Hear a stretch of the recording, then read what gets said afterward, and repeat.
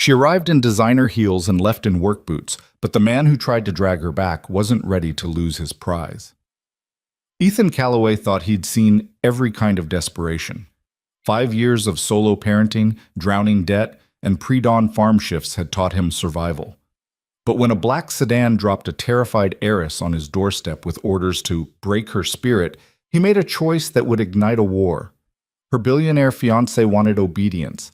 Her family wanted control. Ethan wanted justice. And his 8-year-old daughter?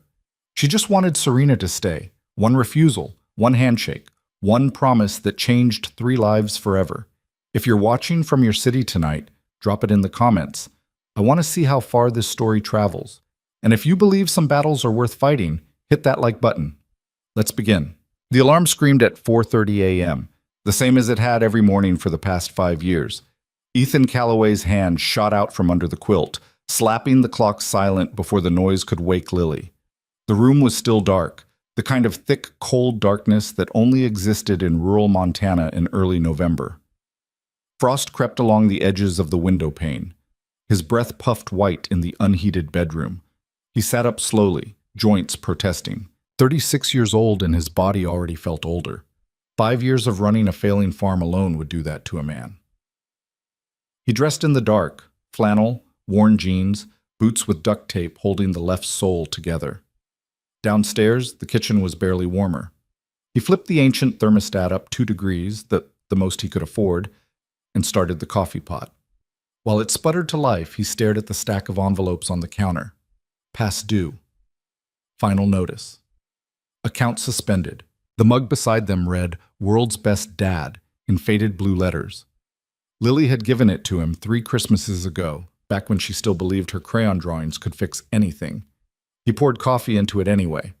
The farm wasn't much, 40 acres, a dozen cattle, some chickens that barely laid anymore, and a barn that leaked when it rained.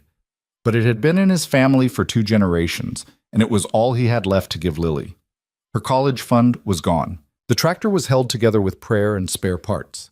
The mortgage was 4 months behind. But Ethan Calloway didn't quit. He pulled on his coat and stepped into the frozen morning.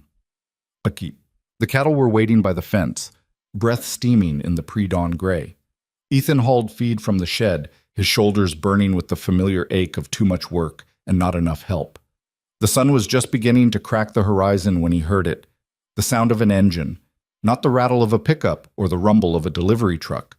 This was smooth, expensive, wrong. Ethan straightened, wiping his hands on his jeans as a black luxury sedan rolled up the muddy driveway, completely out of place against the backdrop of rusted equipment and peeling barn paint. It stopped 20 feet from where he stood. The driver stepped out first, a man in a dark suit, too clean for this place. He didn't speak, just opened the rear door. A young woman emerged. She was maybe 24, 25, dark hair pulled back in a sleek ponytail.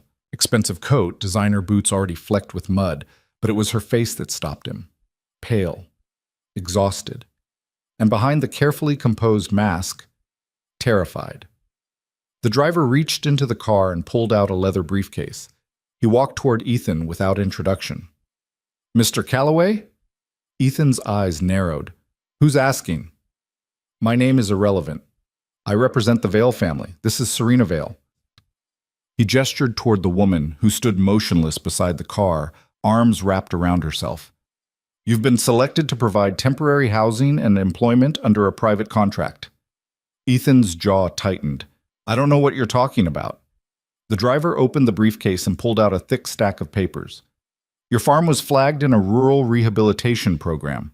The family requires discretion. Miss Vale will remain here for 6 months. You will provide basic lodging and assign her manual labor. In exchange, you will receive $50,000, half now, half upon completion." Ethan stared at him. "You want me to babysit some rich girl?" "We want you to employ her. She is not to contact her family, her friends, or anyone from her previous life. She will work. She will learn discipline. And at the end of 6 months, if she has demonstrated compliance, she will return home."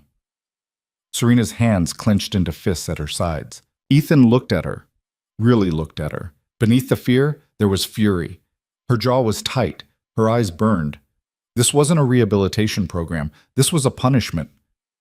What if I say no? Ethan asked quietly. The driver's expression didn't change.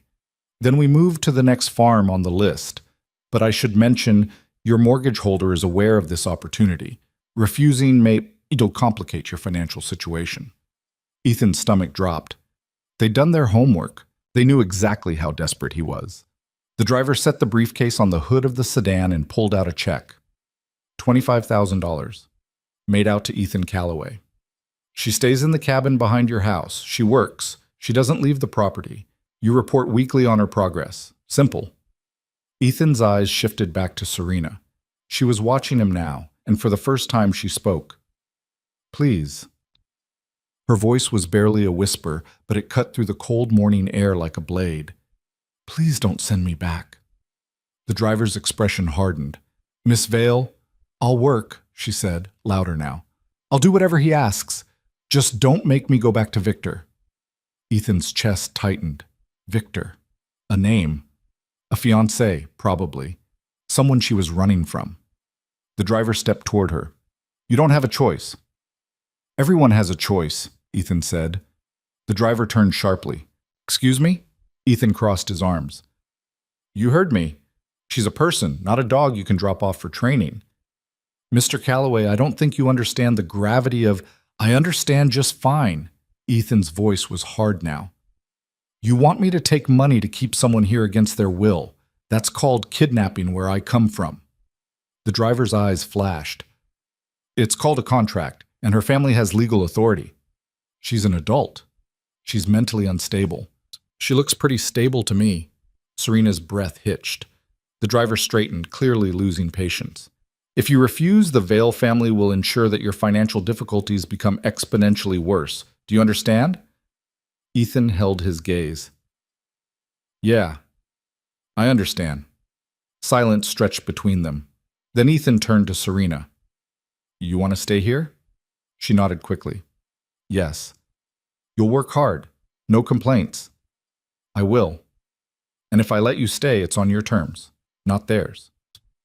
Her eyes widened. What? Ethan turned back to the driver.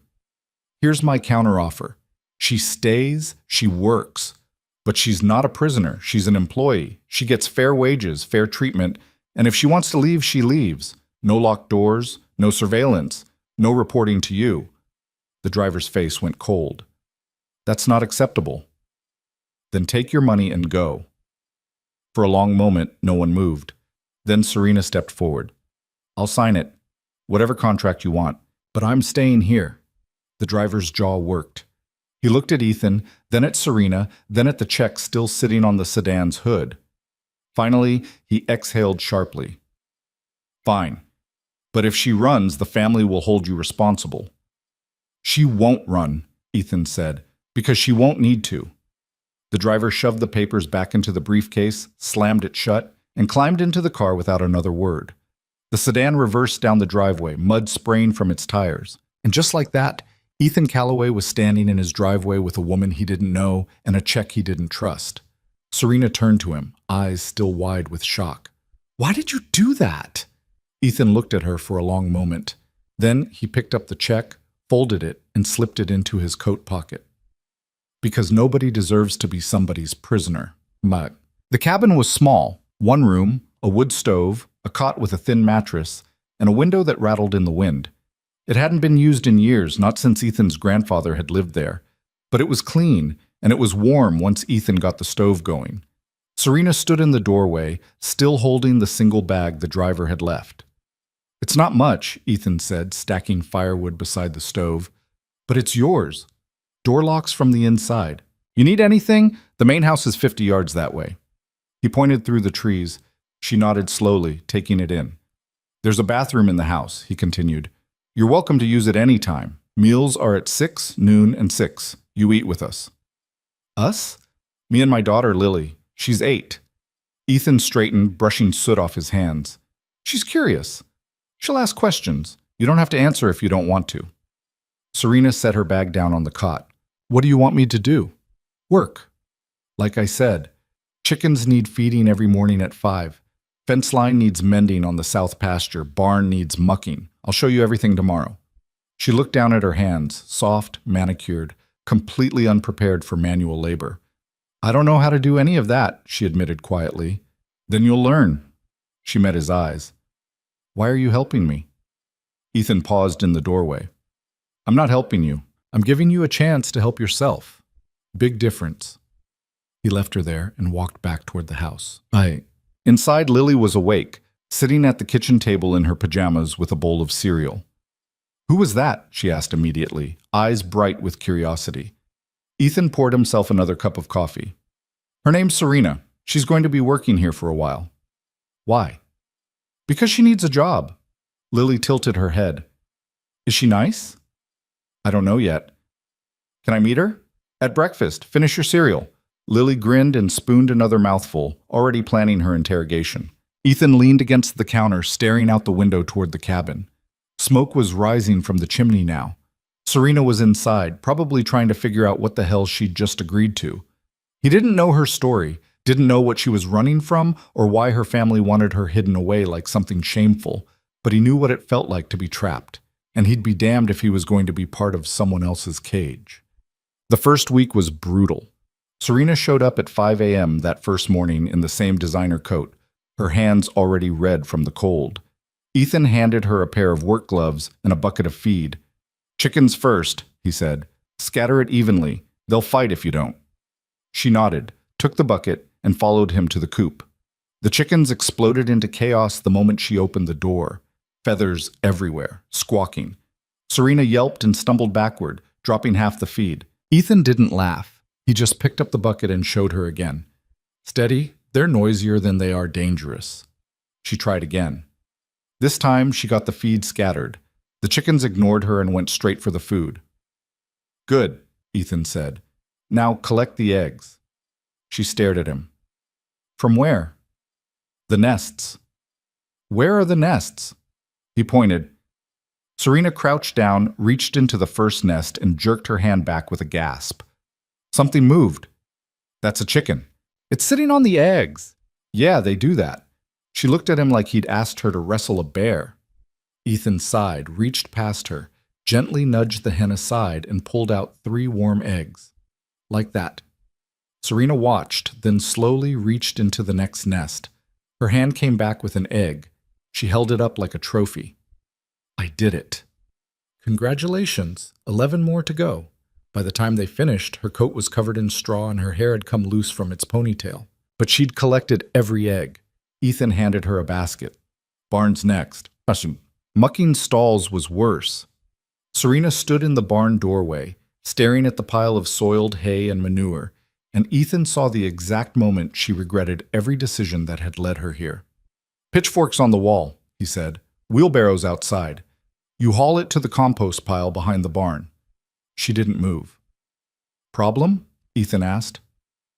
I've never... She trailed off, then straightened. No problem. She grabbed the pitchfork. It took her 2 hours to do what should have taken 30 minutes. Her hands blistered. Her back ached. She slipped twice and landed in the muck. But she didn't quit. When she finally hauled the last wheelbarrow to the compost pile, Ethan was waiting with a thermos of coffee. You did good, he said. Serena wiped her forehead with the back of her hand, smearing dirt across her face. I did terribly. You finished. That's what matters. She took the coffee, hand shaking slightly. How do you do this every day? Practice? She laughed. A short, surprised sound. I don't think I've worked this hard in my entire life. Then you've been missing out. She looked at him, something shifting in her expression. You really don't care who I am, do you? Nope. You don't want to know why I'm here? Not unless you want to tell me. She was quiet for a moment, sipping the coffee. Then she said, Thank you. For what? For not asking. Ethan nodded. Finish that and head inside. Lily's been asking about you all morning. Lily was, in fact, vibrating with excitement when Serena stepped into the kitchen. Hi, she said brightly, bouncing on her toes. I'm Lily. Are you really working on the farm? Do you like chickens? I like chickens. We have one named Margaret. She's mean. Do you have a favorite animal? Mine's dolphins, but we don't have those here. Daddy says we can't afford a pool. Do you like pools? Serena blinked, overwhelmed. Ethan set a plate of eggs and toast in front of her. Breathe, Lily. I'm just asking questions. Try asking one at a time. Lily plopped into the chair across from Serena, chin in her hands. Okay, do you like it here? Serena hesitated, then smiled. A real one, small but genuine. I think I might. Lily beamed. Good, because Daddy says you're staying for a while and I think we're going to be friends. You do? Yep, I can tell. Serena glanced at Ethan, who was leaning against the counter with his coffee, watching the exchange with quiet amusement. She's usually right, he said. Lily grinned. I'm always right. And for the first time in weeks, Serena felt something she hadn't felt in a long time. Safe. The days fell into a rhythm. Serena woke before dawn, fed the chickens, mucked the stalls, mended fences under Ethan's patient instruction. Her hands calloused, her muscles ached. But slowly, the work became easier. She learned how to lift without straining her back, how to coax a stubborn hen off her eggs, how to hammer a fence post without smashing her thumb. Ethan didn't hover. He showed her once, let her try, corrected when necessary, and trusted her to figure out the rest. It was the first time in her life anyone had trusted her with anything real. At night, she sat in the cabin and stared at the fire, too tired to think about Victor or her father or the life she'd left behind. For the first time in years, she slept without nightmares. 2 weeks in, Lily invited her to movie night. We watch one every Friday, she explained, dragging Serena toward the living room. Daddy lets me pick. This week it's Moana. Ethan was already on the couch, a bowl of popcorn in his lap. You don't have to, he said to Serena. If you'd rather... I'd like to, Serena said quickly. Lily cheered and patted the spot beside her. They watched the movie. Lily sang along to every song. Ethan fell asleep halfway through, head tipped back against the couch. Serena found herself smiling. When the credits rolled, Lily looked up at her. Do you have a family? The question was innocent, curious. Serena's smile faltered. I used to. What happened? Lily, Ethan said quietly, awake now. That's enough. But Serena shook her head. It's okay. She looked at Lily. Sometimes families don't know how to love you the way you need, so you have to find people who do. Lily thought about that. Then she scooted closer and leaned her head on Serena's shoulder. You can be part of ours if you want. Serena's throat tightened. She looked at Ethan, who was watching them both with an expression she couldn't quite read. I'd like that, she whispered. 3 weeks in, the first letter arrived. Ethan found it in the mailbox. Thick, expensive stationery, addressed to Serena Vale. He brought it to her that evening while she was chopping firewood behind the cabin. She'd gotten good at it. Her swings were clean now, efficient. This came for you, he said, holding out the envelope. She froze, axe mid-swing. Then she set it down carefully and took the letter. Her hand shook as she opened it. Ethan didn't ask. He just waited. Serena read in silence. Her face went pale. Then she crumpled the letter and threw it into the fire pit. They want me to come back, she said flatly.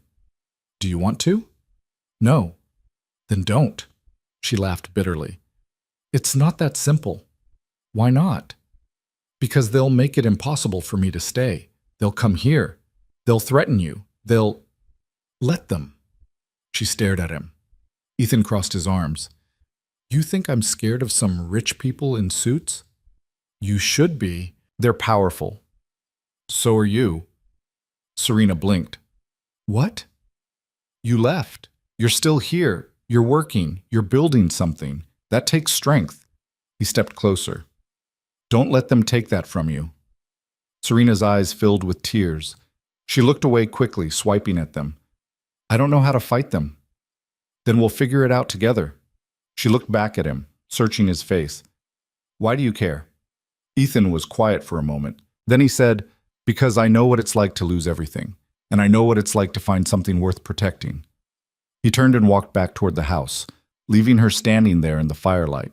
Serena watched him go, and for the first time she believed she might actually survive this. The second letter arrived 4 days later. This time, it wasn't alone. Ethan was out fixing the fence line when he saw the black SUV pull up to the cabin. 2 men in suits stepped out, and his stomach dropped. He dropped the hammer and started running. By the time he reached the cabin, Serena was standing in the doorway, arms crossed, blocking their entry. "I already told you," she was saying, voice tight with controlled fury. "I'm not going back." The taller man, early 50s, silver hair, expensive watch, smiled without warmth. "Miss Vale, your father is very concerned about your well-being." "My father," Serena said coldly, "is concerned about his reputation. Nevertheless, he's asked us to ensure you're being treated appropriately." "I'm fine." "You're living in a shed. It's a cabin, and it's mine." The man's smile thinned. "Your fiancé is willing to forgive this episode, but his patience has limits." Ethan stepped between them. "She said she's not going." The man's eyes flicked to him, dismissive. "And you are?" "The guy who owns this property, which means you're trespassing. We're here on behalf of the Vale family. I don't care if you're here on behalf of the Queen. She doesn't want to talk to you, so leave." The second man, younger, broader, took a step forward. "Mr. Calloway, I don't think you understand the situation." "I understand just fine. You're trying to intimidate someone half your size into doing something she doesn't want to do. Where I'm from, we call that bullying." The older man's expression hardened. "Where you're from is irrelevant. Miss Vale is part of a contractual agreement, one that includes certain obligations. She's a person, not a product." "She's a Vale," the man said sharply, "and that comes with responsibilities you clearly don't comprehend." Serena's hands clenched into fists. "I comprehend perfectly. You want me to marry a man I don't love to secure a business merger. You want me to smile and nod and pretend I'm not a human being with my own thoughts and feelings. We want you to honor your commitments. I never made any commitments. My father made them for me." The older man sighed like he was dealing with a particularly stubborn child. "Miss Vale, you're 24 years old. You have no income, no assets in your name, and no legal standing to refuse your family's guidance." "I have a job." He laughed, a short, condescending sound. "Shoveling manure is not a career. It's more honest than anything you've ever done." The man's expression went ice cold. He reached into his jacket and pulled out a folded document. "Your father anticipated this resistance. He's filed for temporary conservatorship on the grounds of mental instability." Serena's face went white. Ethan's jaw clenched. "You can't do that." "We already have. The hearing is in 2 weeks. Until then, Miss Vale is required to return home for psychiatric evaluation." "Like hell she is." The younger man stepped forward again. "Mr. Calloway, if you interfere with a legal proceeding, you'll be charged with obstruction. And if you try to remove her from this property without her consent, I'll have you charged with kidnapping."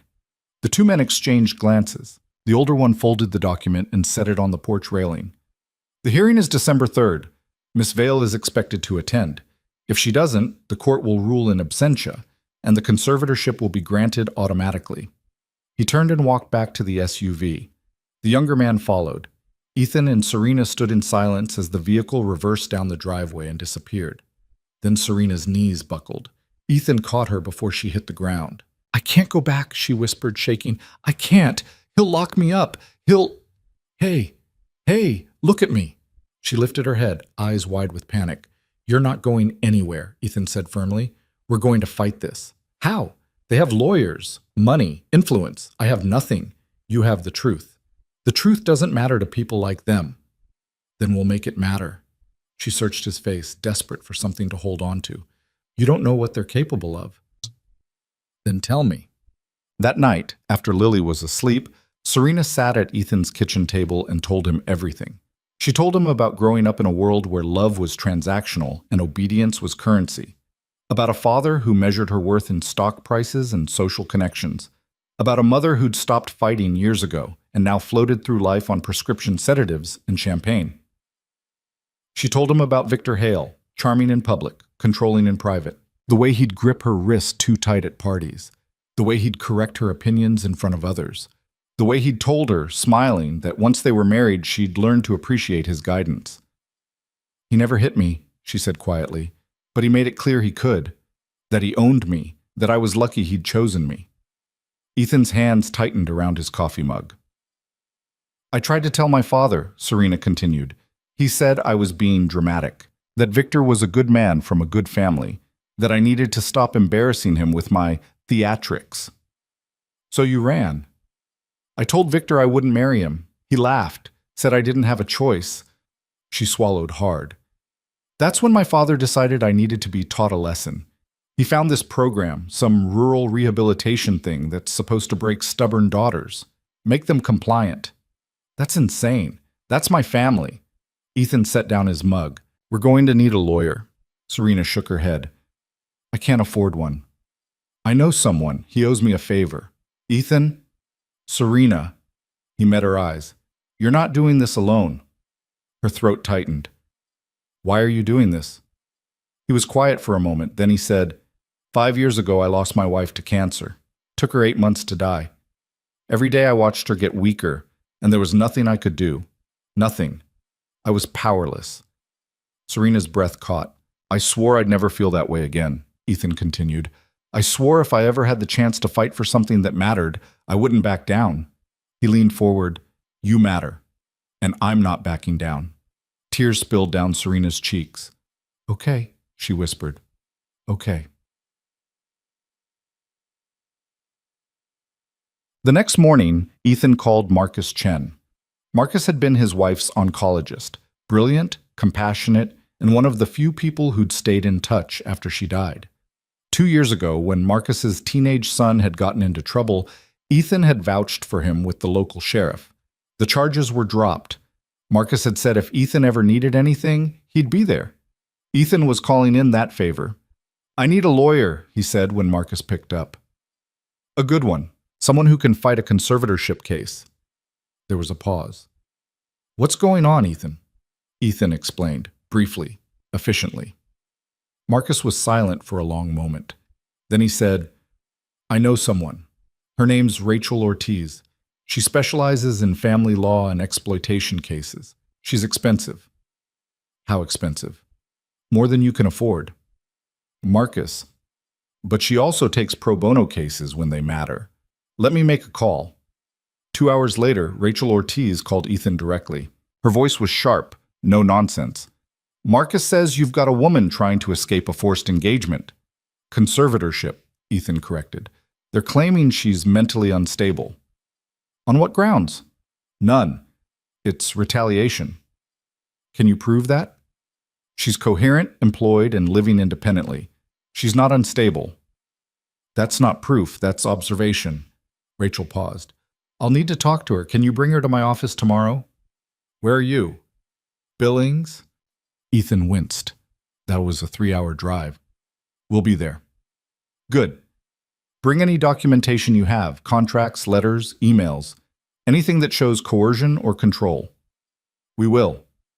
And Ethan? Yeah?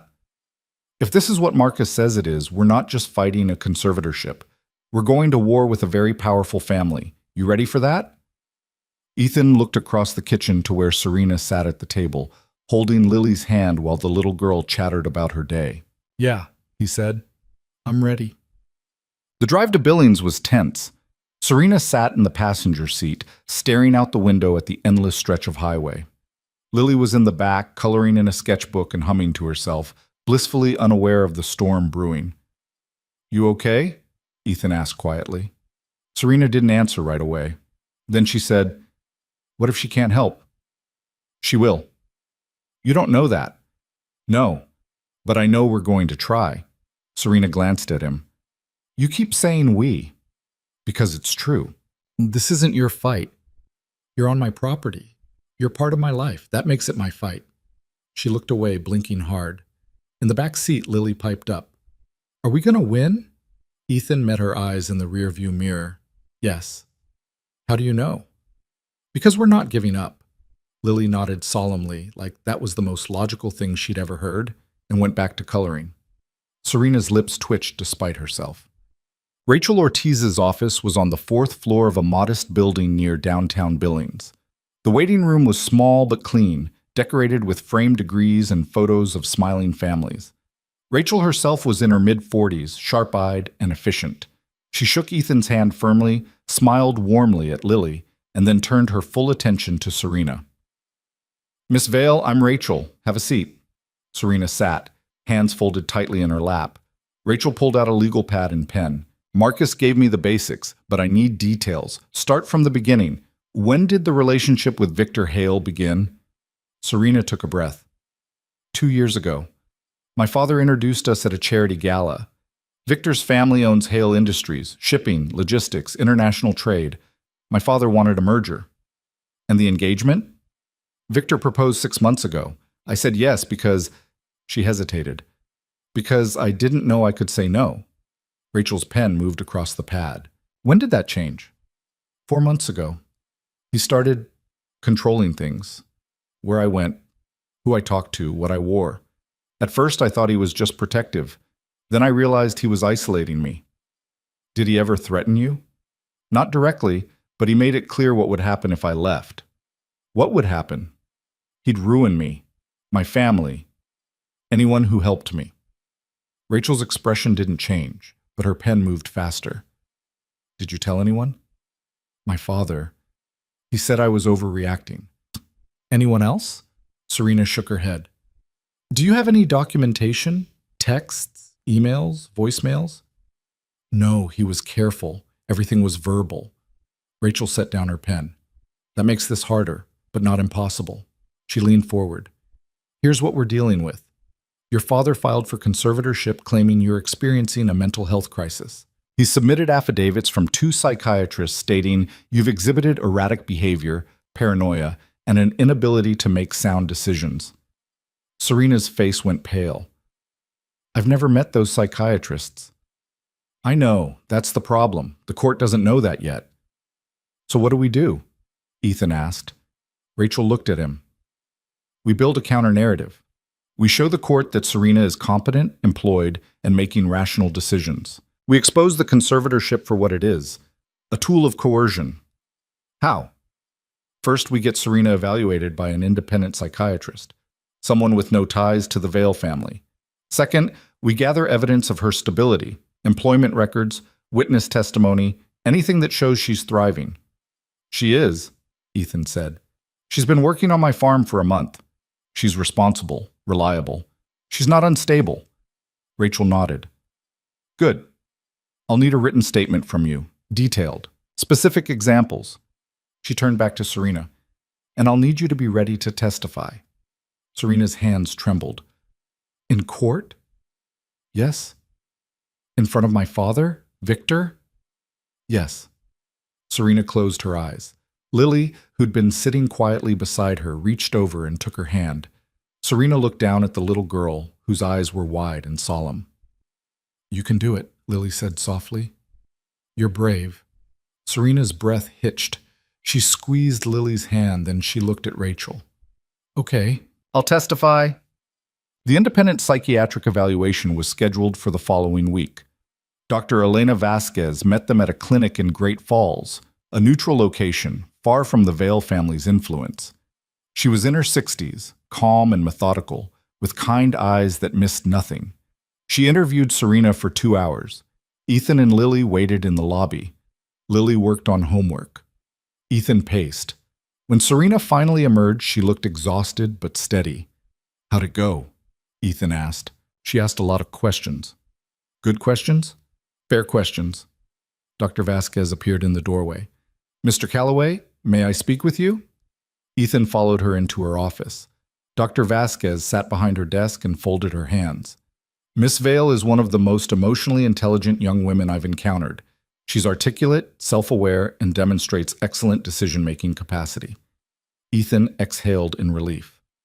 However, Doctor, Vasquez continued, she's also experiencing significant trauma responses consistent with prolonged psychological abuse, hypervigilance, difficulty trusting authority figures, fear of retaliation. Ethan's jaw tightened. Can you testify to that? I can, and I will. Dr. Vasquez leaned forward. But I need you to understand something. This won't be easy for her. Testifying means reliving everything she's trying to move past. It means facing her abusers in a public forum. I know. Does she? She knows. Dr. Vasquez studied him. You care about her. It wasn't a question. Ethan met her gaze. She's family. Dr. Vasquez nodded slowly. Then make sure she knows she's not doing this alone. The days leading up to the hearing were a blur. Rachel filed motions. Ethan provided written testimony. Serena met with Dr. Vasquez twice more to prepare for questioning. At night, Serena stayed up late in the cabin, rehearsing her testimony by firelight. Ethan found her there one evening, staring into the flames. "Can't sleep?" he asked. She shook her head. "Every time I close my eyes, I see Victor's face." Ethan sat down beside her. "What does he look like?" "Smug, like he's already won." "He hasn't." "How do you know?" "Because he's not here." "You are." Serena looked at him. "What if the judge sides with them?" "Then we appeal." "And if we lose the appeal?" "Then we keep fighting." "For how long?" "As long as it takes." Serena's eyes filled with tears. "I don't know how you do it." "Do what?" "Stay so sure, so steady. I feel like I'm falling apart." Ethan turned to face her. "You want to know the truth? I'm terrified. Every single day. I'm terrified I'm going to fail you, that I'm going to lose the farm, that Lily's going to grow up thinking effort doesn't matter because the world's rigged anyway." Serena stared at him. "But I get up anyway," Ethan continued, "because fear doesn't get to win, and neither does Victor." Serena wiped her eyes. "I don't deserve you." "Yeah, you do." She laughed, a broken, watery sound. "You barely know me." "I know enough." "Like what?" "I know you're stronger than you think. I know you're kind to my daughter even when you're falling apart. I know you've worked harder in the last month than most people do in a year." He paused. "And I know you're worth fighting for." Serena's breath caught. For a long moment, they just sat there, the fire crackling between them. Then Serena said quietly, "Thank you." "For what?" "For seeing me." Ethan didn't answer. He just reached over and squeezed her hand. And in that moment, Serena realized something she hadn't expected. She wasn't just surviving anymore. She was healing. The night before the hearing, Lily insisted on making a special dinner. "It's good luck," she explained, dragging Serena into the kitchen. "We always eat together before something important." Serena smiled despite her nerves. "What are we making?" "Spaghetti. It's Daddy's favorite." They cooked together, Lily chattering nonstop, Serena chopping vegetables with hands that only shook a little. Ethan hovered nearby, pretending to help but mostly just watching them. When the food was ready, they sat around the small kitchen table. Lily said grace, something simple about being thankful for family and friends and spaghetti. Serena's throat tightened. "You okay?" Ethan asked. She nodded. "Yeah, I haven't had this in a long time." "Had what?" "A family dinner." Lily beamed. "You're part of our family now." Serena looked at Ethan, who was watching her with an expression that made her chest ache. "Yeah," he said quietly. "You are." And for the first time in weeks, Serena felt something she hadn't felt in years. Hope. The courthouse in Billings was cold and imposing. Serena walked up the steps flanked by Ethan on one side and Rachel on the other. Lily had stayed behind with a neighbor. Rachel had insisted it wasn't appropriate for a child to attend. Inside, the hallways were marble and echoing. People in suits moved past them with briefcases and distracted expressions. Rachel led them to a small conference room. "The hearing starts in 30 minutes. I'll go over everything one more time." Serena nodded, trying to steady her breathing. Ethan squeezed her shoulder. "You've got this." Before she could respond, the door opened, and Victor Hale walked in. He looked exactly as Serena remembered, tall, polished, devastatingly handsome in an expensive suit. His smile was warm and concerned, the kind that fooled everyone who didn't know better. "Serena," he said gently, "I'm so glad you're here." Serena's entire body went rigid. Ethan stepped between them. "Get out." Victor's smile didn't falter. "I just want to talk to her." "She doesn't want to talk to you." "I think she can speak for herself." "She already did. You didn't listen." Victor's eyes flicked to Ethan, assessing. "And you are?" "None of your business." Victor's smile turned cold. "I see. You're the farmer." He looked past Ethan to Serena. "Is this really what you want? Hiding on some backwater ranch with a single father and his... Don't, Serena said, voice shaking but firm. Don't you dare talk about them. Victor raised his hands in mock surrender. I'm just trying to understand. You had everything, Serena, a future, a family, security. And you threw it away for this? I threw away a cage. I gave you freedom. You gave me control disguised as love. Victor's expression darkened. You're confused. That's why we're here. To help you. I don't need your help. The court will decide that. Rachel stepped forward. Mr. Hale, this is inappropriate contact. If you don't leave, I'll have you removed. Victor's eyes lingered on Serena for a long moment. Then he smiled again, that same charming, empty smile. I'll see you inside, he said softly. And then he was gone. Serena's knees buckled. Ethan caught her. Breathe, he said. Just breathe. She clung to him, shaking. I can't do this. Yes, you can. He's going to win. He always wins. Not today. Rachel's voice cut through the panic. Serena, look at me. Serena lifted her head. Rachel's expression was steel. You are not the same woman he controlled. You're not the same woman your father silenced. You've built a life. You've found your strength. Now show them. Serena took a shuddering breath, then another. Then she straightened. Okay, she whispered. I'm ready. The courtroom was smaller than Serena had imagined. She sat at the defendant's table beside Rachel, hands folded tightly in her lap. Ethan sat in the gallery directly behind her. Across the aisle, Victor sat with his lawyers, 3 of them, all in matching suits. Her father sat beside him, expression unreadable. The judge entered, a woman in her 60s with sharp eyes and a no-nonsense demeanor. This is a hearing to determine the necessity of conservatorship for Miss Serena Vale, she said, settling into her seat. Mr. Hale, you may present your case. Victor's lead attorney stood, a man in his 50s with silver hair and an air of absolute confidence. Your Honor, Miss Vale has exhibited increasingly erratic behavior over the past 6 months. She broke off a long-standing engagement without explanation. She fled her family home. She's currently living in substandard conditions with a man she barely knows. Rachel stood immediately. Objection. Miss Vale is living independently and is gainfully employed. In a shed, the attorney shot back, in a cabin that meets all safety and habitability standards. The judge raised a hand. I'll hear evidence from both sides. Continue. The attorney nodded. We have affidavits from 2 licensed psychiatrists who have reviewed Miss Vale's recent behavior and concluded that she is experiencing a severe mental health crisis characterized by paranoia, impulsivity, and an inability to assess risk. Rachel stood again. Your Honor, those psychiatrists have never actually evaluated Miss Vale. They reviewed extensive documentation provided by her family. Hearsay and subjective interpretation are not substitutes for professional evaluation. The judge's eyes narrowed. Do you have an independent evaluation? We do. Rachel pulled out Dr. Vasquez's report. Dr. Elena Vasquez, a licensed clinical psychologist with 30 years of experience, conducted a thorough evaluation of Miss Vale. Her findings directly contradict the claims made by the petitioners. The attorney's jaw tightened.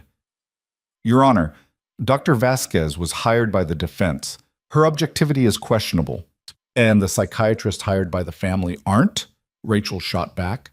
The judge held up a hand. I'll review both reports. Anything else? The attorney hesitated. Then he said, We'd like to call a witness, Mr. Victor Hale. Serena's heart stopped. Victor stood and walked to the witness stand, every movement smooth and practiced. He placed his hand on the Bible, swore to tell the truth, and sat down. His attorney began. Mr. Hale, how long have you known Miss Vale? 2 years. And what is the nature of your relationship? We're engaged to be married. Were, Serena whispered. Rachel touched her arm. Not yet. The attorney continued. Can you describe Miss Vale's behavior in the months leading up to her departure? Victor's expression turned pained. She became withdrawn, paranoid. She stopped trusting me, stopped trusting her family. She started making accusations that didn't make sense. What kind of accusations? That I was controlling her, That I was isolating her. None of it was true. I loved her. I just wanted to protect her. Serena's hands clenched into fists. And when she left, I was devastated. I just wanted her safe. The attorney nodded sympathetically. No further questions. Rachel stood. Mr. Hale, you say you wanted to protect Miss Vale. Yes. From what? Victor blinked. I'm sorry? You said you wanted to protect her. From what, specifically? From making poor decisions. Such as leaving a stable relationship, living in unsafe conditions. Unsafe how? She's living in a rural area with no security, no proper housing. She's employed, financially independent, and living in a fully equipped cabin on private property, Rachel interrupted. How is that unsafe? Victor's smile tightened. She's not thinking clearly. Because she disagrees with you. Because she's not herself. And who is she supposed to be? Victor's expression flickered. Someone who understands what's best for her. Which is? Marrying me. Rachel let the silence hang. Then she said, Mr. Hale, did Miss Vale ever express that she didn't want to marry you? She was confused. That's not an answer. Did she or did she not tell you she didn't want to marry you? Victor's jaw tightened. Yet, eh? And what did you say? I told her she'd change her mind. Did you respect her decision? I respected her confusion. So you ignored her wishes. I protected her from a mistake. Rachel's voice sharpened. By ignoring her autonomy? Objection, the attorney said. Argumentative. Sustained, the judge said. But she was watching Victor closely now. Rachel pressed on. Mr. Hale, have you ever told Miss Vale what to wear? Victor hesitated. I may have offered suggestions. Have you ever told her who she could or couldn't spend time with? I encouraged her to prioritize our relationship. Have you ever physically prevented her from leaving a room? Victor's eyes went cold. No. Have you ever gripped her wrist hard enough to bruise? Objection, the attorney stood. Relevance, Rachel turned to the judge. This speaks directly to the petitioner's claim that Miss Vale is paranoid. If her fears are based on actual experience, they're not paranoia, they're self-preservation. The judge considered. I'll allow it. Answer the question, Mr. Hale. Victor's smile was gone now.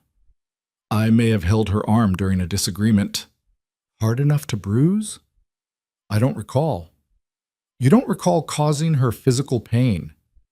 It wasn't intentional. Rachel nodded slowly. No further questions. Victor stepped down, his expression dark. Serena's heart was pounding so hard she thought it might break through her ribs. The judge looked at Rachel. Does the defense wish to call any witnesses? Yes, Your Honor. We call Miss Serena Vale. The Serena stood on shaking legs and walked to the stand.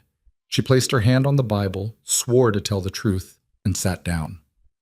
Rachel's voice was gentle. Serena, why did you leave your family? Serena took a breath. Because I realized I was never going to be free if I stayed. Can you explain? My father chose my fiancée, my career, my friends, my clothes, everything. I thought that was normal. That was love. Until I tried to make one choice for myself, to not marry Victor, and they told me I didn't have the right.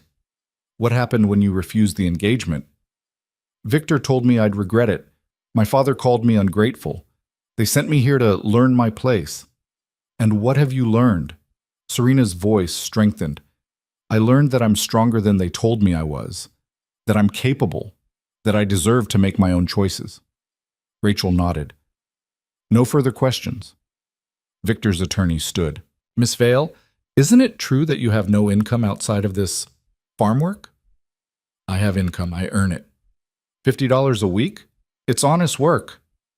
It's poverty. It's freedom. The attorney's expression soured. Your Honor, this is exactly what we're talking about. Miss Vale is choosing hardship over security because she's not capable of rational... I'm capable, Serena interrupted. I'm just not compliant, and that terrifies you. The courtroom went silent. The judge leaned forward. Continue. Serena looked directly at her father. You taught me that my value was in my obedience. That my worth was in how well I played the role you assigned. But I'm not a role, I'm a person, and I deserve the same respect you'd give any man in this room. Her father's expression didn't change, but Victor's did. The judge looked at the attorneys. I've heard enough. I'll issue my ruling within 48 hours. This hearing is adjourned. The gavel fell. Serena stepped down, her legs barely holding her. Ethan was waiting. He caught her as she stumbled. You did it, he whispered. I don't know if it was enough. It was everything. Rachel approached, expression unreadable. That was either the best testimony I've ever seen or the most reckless. Which one? Serena asked. Rachel smiled, just a little. We'll find out in 2 days. They drove home in silence. Ethan kept glancing at Serena, who stared out the window with distant eyes. When they finally pulled into the driveway, she didn't move. Serena? I saw my father's face, she said quietly. When I was testifying, he didn't care.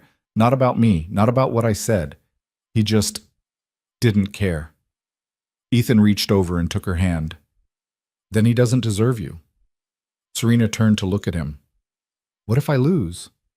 Then we appeal. And if we lose that, we find another way.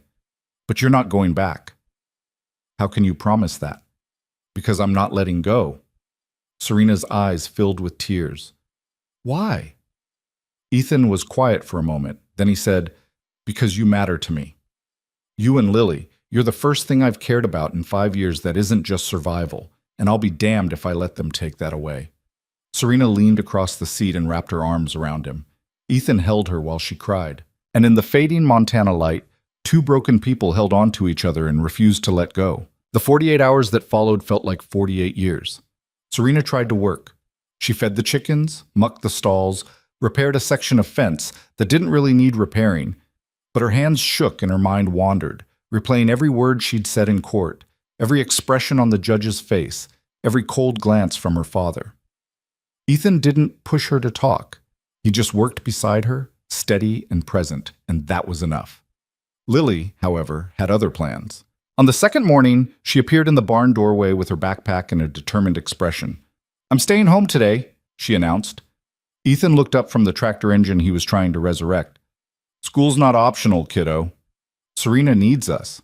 Serena's fine. No, she's not. She's pretending. Lily crossed her arms. I do that too when I'm sad. I can tell. Serena, who was sweeping hay in the corner, stopped mid-motion. Ethan sighed. Lily, please, Daddy, just today. He looked at his daughter's earnest face, then at Serena, who was staring at the floor with suspiciously bright eyes. Fine, he said. Just today. Lily beamed and bounded over to Serena. Come on, we're making cookies. Serena blinked. What? Cookies. It's what Mom used to do when things were hard. Daddy told me. She grabbed Serena's hand. You can't be sad when you're making cookies. It's science. Ethan watched them walk toward the house, Lily chattering about chocolate chips and proper mixing techniques, and something in his chest loosened. He hadn't talked about his wife in years, not with Lily, not with anyone, but somehow Serena had made it okay. They spent the morning in the kitchen, flour everywhere, Lily on a step stool, Serena trying to follow the 8-year-old's confident instructions. The radio played old country songs. The house smelled like sugar and butter, and something that felt dangerously close to home. When the first batch came out of the oven, Lily insisted they do a taste test. Okay, she said seriously, breaking a cookie in half. On a scale of 1 to 10, how good is this? Serena took a bite. 11. You have to be honest. I am. It's perfect. Lily grinned and turned to Ethan, who'd wandered in from the barn. Daddy? He took a cookie, chewed thoughtfully. 12. You're both lying, but I'll allow it. Lily grabbed another cookie and headed for the living room. I'm going to watch cartoons. You guys can talk about boring adult stuff now. She disappeared, leaving Ethan and Serena alone in the kitchen. Serena leaned against the counter, arms crossed. She's remarkable. She's a handful. She's exactly what you need her to be. Ethan poured 2 cups of coffee and handed one to Serena. You did good today. I made cookies. You let Lily take care of you. That's harder. Serena took the coffee, wrapping both hands around the warm mug. I'm not used to people caring without wanting something in return. Get used to it. She looked at him, something vulnerable flickering in her eyes. What if the judge rules against me? Then we appeal. And if that fails, then we find another way. You keep saying that. Because it's true. Serena set down the coffee. Ethan, I need you to understand something. If they win, they won't just take me back. They'll come after you, the farm. Lily, they'll destroy everything you've built because you dared to help me. I know. And you're still willing to risk it? He met her gaze steadily. Without question. Why? Ethan was quiet for a long moment. Then he said, because the first time I saw you, you were standing in my driveway looking like you were ready to fight the whole world with nothing but your bare hands. And I thought, that's someone worth knowing. He stepped closer. I was right. Serena's breath caught. I'm not brave. Yeah, you are. You just don't see it yet. Before she could respond, Lily's voice rang out from the living room. The phone's ringing. Ethan crossed to the landline, an ancient rotary model that barely worked half the time, and picked up. Callaway residence. Mr. Callaway, this is Rachel Ortiz. Ethan's grip tightened on the receiver. Do you have news? The judge issued her ruling. Can you and Serena come to my office this afternoon? Just tell me now. Rachel paused. I'd rather do this in person. Rachel, 3 o'clock, don't be late. She hung up. Ethan stood there, phone still in his hand, heart hammering. Serena appeared in the doorway. What did she say? She wants us in Billings at 3. Did she say anything else? Ethan shook his head. Serena's face went pale. That's not good, is it? If it was good news, she would have told you. We don't know that. Yes, we do. Serena, I'm going to lose. Her voice was flat, resigned. They're going to take me back, and there's nothing we can do about it. Ethan crossed the room in 3 strides and gripped her shoulders. Listen to me. We don't know anything yet, so we're going to drive to Billings, we're going to hear what Rachel has to say, and then we're going to deal with it, together. Understood? Serena's eyes filled with tears. I'm scared. I know, me too. But you don't look scared. That's because I've had a lot of practice pretending. She almost smiled. Almost. Lily wandered into the kitchen, cookie in hand. Are we going on a road trip? Kind of, Ethan said. We need to go see Rachel. The lawyer lady? Yeah. Lily looked between them, reading the tension in the room with the uncanny perception of children. Is everything okay? Serena knelt down to her eye level. I don't know yet, but whatever happens, I need you to know something. She took Lily's hands. Meeting you has been one of the best things that's ever happened to me. Lily's face crumpled. You're not leaving, are you? I don't want to. Then don't. It might not be up to me. Lily threw her arms around Serena's neck. I'll tell the judge you have to stay. I'll tell her your family. Serena held her tight, eyes squeezed shut against tears. Your family too. Ethan watched them, throat tight, and wondered how he was supposed to let this go if the judge ruled against them. He didn't have an answer. The drive to Billings was silent, except for the radio and Lily's occasional questions, which Ethan deflected as gently as he could. Serena stared out the window, jaw tight, hands clenched in her lap. When they finally pulled into the parking lot outside Rachel's office, Serena didn't move. I can't do this, she whispered. Yes, you can. What if? No what ifs. We go in, we listen, we deal with whatever comes next. She looked at him, desperate. Promise me something. What? Promise me you'll take care of Lily, no matter what happens. Don't let this destroy you. Ethan's jaw worked. I'm not making that promise. Ethan, because we're not losing. He reached over and took her hand. You hear me? We're not losing. She wanted to believe him. He could see it in her eyes. But fear was louder than hope. They walked into Rachel's office together, Lily between them, holding both their hands. Rachel was waiting in the conference room, expression unreadable. She gestured for them to sit. I'll get right to it, she said. The judge ruled in your favor. For a moment, no one moved. Then Serena exhaled. a broken, shuddering sound. What? The conservatorship petition was denied. The judge found no evidence of mental instability.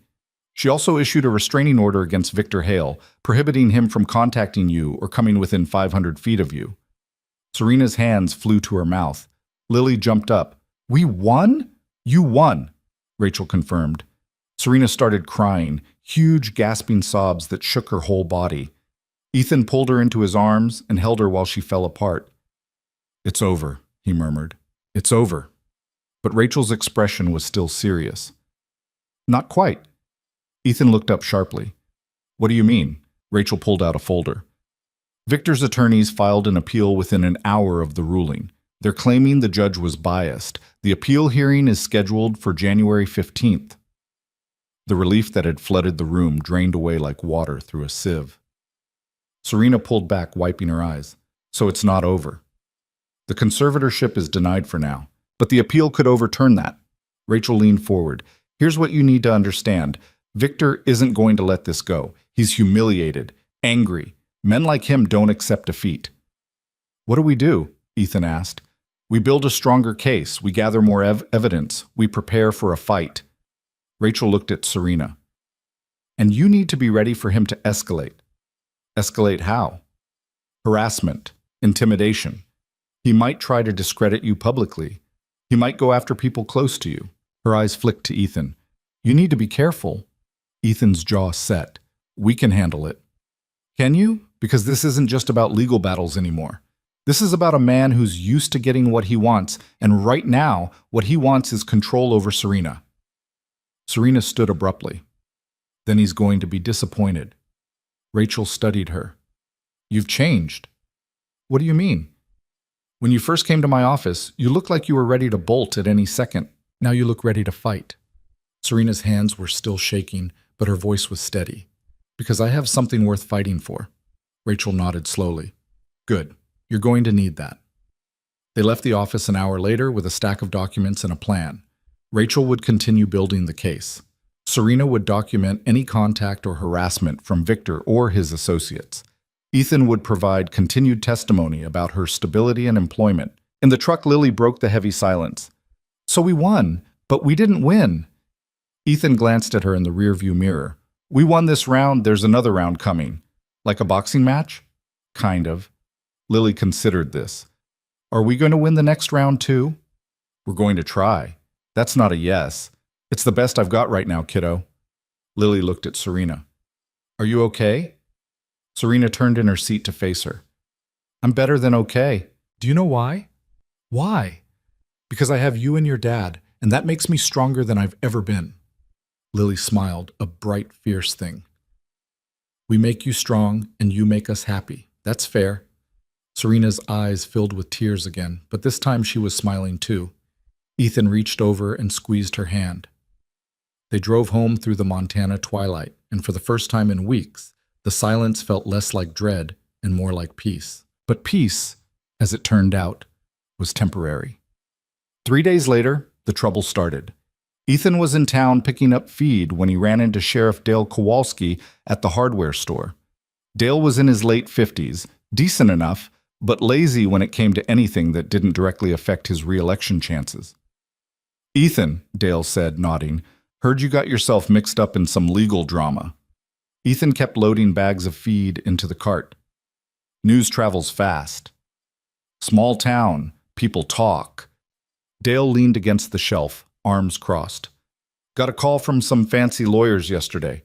Said you're harboring a mentally unstable woman on your property. Ethan's jaw tightened. She's not mentally unstable. That was already ruled on. Yeah, I heard, but they're saying you might be taking advantage of her. Vulnerable adult situation. That's ridiculous. Is it? Young woman, no money, living alone in a cabin on your property? Dale shrugged. Doesn't look great. Ethan straightened, facing him fully. She's employed, she's safe, and she's there by choice. I'm just telling you what they said. They also mentioned something about child welfare concerns. Ethan's blood ran cold. Lily? They're saying it's not appropriate to have a stranger living on the property with a young child. Serena's not a stranger. She's family. Dale held up his hands. I'm not saying I agree. I'm just giving you a heads up. Child Protective Services might come knocking. On what grounds? On the grounds that someone with money and lawyers made a phone call. Dale's expression softened slightly. Look, Ethan, I know you. You're a good man, but these people have reach. If they want to make your life difficult, they can. So what do you suggest I do? Throw her out? I suggest you be smart. Get your ducks in a row. Make sure everything's documented and legal. And maybe talk to a lawyer about what your rights are. Ethan's hands clenched into fists. I already have a lawyer. Then you're ahead of the game. Dale straightened. Just watch your back.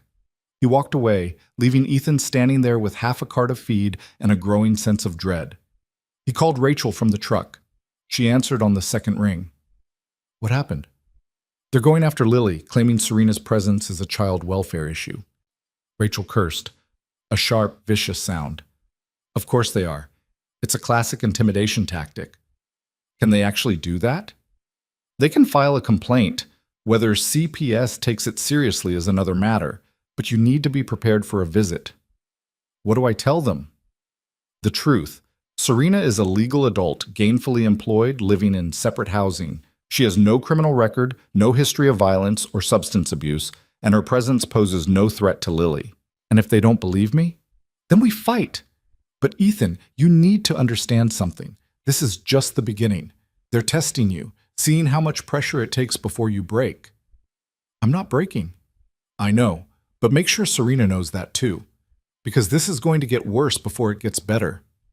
Ethan hung up and sat in the truck for a long moment, staring at the steering wheel. Then he drove home. Serena was in the barn when he found her, brushing down one of the horses, a job she'd taken on without being asked. She looked up when he entered, and her smile faded immediately. What's wrong? He told her everything. She set down the brush, face pale. They're going after Lily because of me. They're going after Lily because they're desperate. Ethan, I can't let you lose your daughter because you helped me. I won't. You're not going anywhere. If CPS takes her, they won't. You don't know that. I know that running won't fix this. Ethan stepped closer. They want you scared. They want you isolated. They want you to think you're the problem, but you're not. They are. Serena's eyes filled with tears. I should leave. Go somewhere else. Somewhere they can't find me. And then what? You spend the rest of your life looking over your shoulder? That's not freedom. That's just a different kind of prison. At least you and Lily would be safe. We'd be miserable. Serena looked at him, searching his face. You really mean that? Every word. She closed her eyes, tears spilling over. I don't know how to do this. Do what? Let people fight for me. I've spent my whole life trying to be small enough that no one noticed, quiet enough that no one got angry, and now you're asking me to be big, loud, worth the trouble. Ethan took her face in his hands gently, the way he'd hold something precious. You are worth the trouble. You're worth every single second of this fight, and I need you to believe that. She leaned into his touch, eyes still closed. I'm trying. That's all I'm asking. They stood there in the barn, surrounded by the smell of hay and horses, and for a moment the world outside didn't exist. Then Lily's voice rang out from the house. Daddy, someone's here! They pulled apart. Ethan's stomach sank. Stay in the barn. No. Serena, if it's CPS, hiding makes me look guilty. I'm coming with you. They walked to the house together. A silver sedan was parked in the driveway. A woman in her 40s stepped out, holding a clipboard and wearing an expression of professional neutrality. Mr. Calloway? I'm Linda Morrison from Child Protective Services. I'm here to conduct a welfare check. Ethan kept his voice calm. Based on what complaint? I'm not at liberty to discuss the specifics. May I come inside? Do you have a warrant? This is a voluntary check, but if you refuse, I'll have to escalate to a formal investigation. Ethan exchanged a glance with Serena. Then he nodded. Come in. Lily was in the living room, clutching her favorite stuffed rabbit and watching the stranger with wide eyes. Linda smiled at her, warm, practiced. Hi there, I'm Linda. What's your name? Lily. That's a beautiful name. How old are you, Lily? 8? And do you like living here? Lily nodded vigorously. I love it. What do you love about it?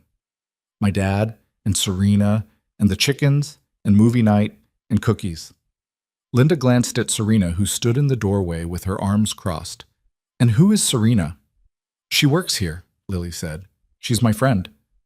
Does she live here? She lives in the cabin out back, but she eats with us and watches movies with us and helps me with homework sometimes. Does that make you feel safe? Lily tilted her head, confused. Why wouldn't it? Linda wrote something on her clipboard. Then she turned to Ethan. May I see the cabin? It's Serena's space. You'll have to ask her. Linda looked at Serena. May I?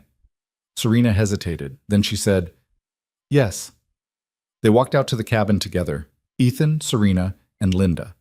Lily trailed behind, still clutching her rabbit. Linda inspected everything. The wood stove, the bed, the small kitchenette, the door with its lock on the inside. How long have you been living here, Miss Vale? A little over a month. And you're employed by Mr. Calloway? Yes. Doing what? Farm work, feeding livestock, maintaining fences, general labor. And he pays you? Yes. How much? Serena told her. Linda wrote it down. And you chose to live here? Yes. No one forced you? No one forced me. Linda turned to Ethan. And you have full custody of your daughter? Yes. The mother? Passed away 5 years ago. Linda's expression softened slightly. I'm sorry. She made another note. Then she looked at Lily. Sweetheart, can you show me your room? Lily led her back to the house, chattering about her rock collection and the drawing she'd made in art class. Ethan and Serena stood outside the cabin, waiting. She seems okay, Serena whispered. She's doing her job. What if she decides Lily's not safe? Then we prove she is. 20 minutes later, Linda emerged from the house. She walked over to them, expression neutral. Mr. Calloway, I've completed my assessment. Your daughter is healthy, well cared for, and clearly happy. The home is clean and safe. I see no immediate concerns. Ethan exhaled. However, Linda continued, I'll be filing a report about the living arrangement. It's unusual, and given the complaint we received, I'm required to document it. What does that mean? It means this stays in our system. If another complaint is filed, it'll be reviewed in context of this visit. She looked at Serena. Miss Vale, I'd recommend you formalize your employment. Contracts, pay stubs, clear documentation. It'll protect both of you. Serena nodded. I will. Linda handed Ethan a business card. If you have any questions or concerns, call me directly. Otherwise, you should be fine. She got in her car and drove away. The moment she was gone, Lily ran out of the house and threw her arms around Serena. You're not leaving, right? Serena knelt down and hugged her tight. I'm not leaving. Promise? Promise. Lily pulled back and looked at her seriously. I told the lady you're the best thing that's happened to us in a long time. Serena's breath hitched. You did? Yep, and it's true. Ethan ruffled his daughter's hair. Come on, kiddo, let's get you inside. It's getting cold. Lily bounded off toward the house. Serena stood slowly, watching her go. She meant that. Yeah, Ethan said. She did. Serena turned to him. I need to tell you something. What? I'm falling in love with this place, with this life, with... She trailed off, but her eyes said the rest. Ethan's heart hammered in his chest. Serena, I know, it's complicated, and terrible timing, and probably a disaster waiting to happen. She laughed shakily. But I needed you to know. Before Ethan could respond, his phone rang. It was Rachel. I just got a call from Victor's attorneys, she said without preamble. They've filed a civil suit against you for interference with a domestic relationship and emotional distress. Ethan closed his eyes. How much? $2 million. Serena's face went white. No. It's a nuisance suit, Rachel said quickly. It won't hold up, but it's designed to drain your resources and scare you off. It's working, Ethan muttered. Don't let it. This is exactly what they want. They want you broke and terrified and willing to hand Serena over just to make it stop. I'm not handing her over. Good, because we're going to destroy them. Ethan hung up and looked at Serena, who was trembling. $2 million, she whispered. Ethan, you could lose everything. I already told you, I'm not letting go. This is insane. He kissed her. It was sudden and desperate and completely unplanned, but the moment his lips touched hers, everything else fell away. When he pulled back, they were both breathing hard. I'm not letting go, he said again, quieter this time. Serena stared at him, eyes wide, cheeks flushed. Ethan, I know it's complicated, I know it's a mess, but I don't care. He cupped her face. You're not alone in this. Not anymore. Serena's eyes filled with tears. I don't deserve you. Yeah, you do. She kissed him again, slower this time, and in that moment, surrounded by the Montana cold and the weight of everything coming for them, they chose each other. Whatever happened next, they'd face it together. They didn't talk about the kiss. Not that night, when Lily insisted they all watch a movie together and fell asleep between them on the couch. Not the next morning, when they worked side by side in the barn with careful distance and stolen glances. Not during the long Montana evenings when Serena retreated to her cabin and Ethan stood on his porch wondering if he'd made everything infinitely more complicated. But the air between them had changed, charged, electric, and they both knew it. The civil suit arrived by courier 4 days later, a thick envelope full of legal jargon that boiled down to one simple threat: pay up or be destroyed. Rachel had already filed a motion to dismiss, but the court date was set for February, which meant 2 more months of waiting, 2 more months of Victor tightening the noose. Ethan was in the kitchen going over the documents for the 3rd time when Serena appeared in the doorway, holding her phone with shaking hands. He posted about me, she said quietly. Ethan looked up sharply. What? She turned the phone toward him. Victor's social media profile filled the screen, polished, professional, with thousands of followers. The post was recent, less than an hour old. It showed a photo of Serena from 2 years ago at some charity gala, smiling in an elegant dress, Victor's arm around her waist. The caption read, "Still praying for Serena's recovery and safe return. Mental health struggles are real, and I'm committed to supporting her through this difficult time. To those who've reached out with concern, thank you. Your prayers mean everything." The comments were already rolling in, hundreds of them, sympathetic, supportive, completely fooled. He's painting himself as the victim, Serena whispered. He's making it look like I abandoned him because I'm sick. Ethan's jaw clenched. Can we report this? Get it taken down? For what? He didn't say anything technically false. He's just implying.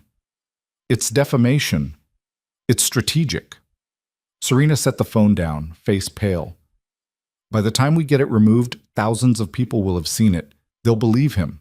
And when we go back to court, his lawyers will use this as evidence that he's been nothing but supportive while I've been unstable and ungrateful.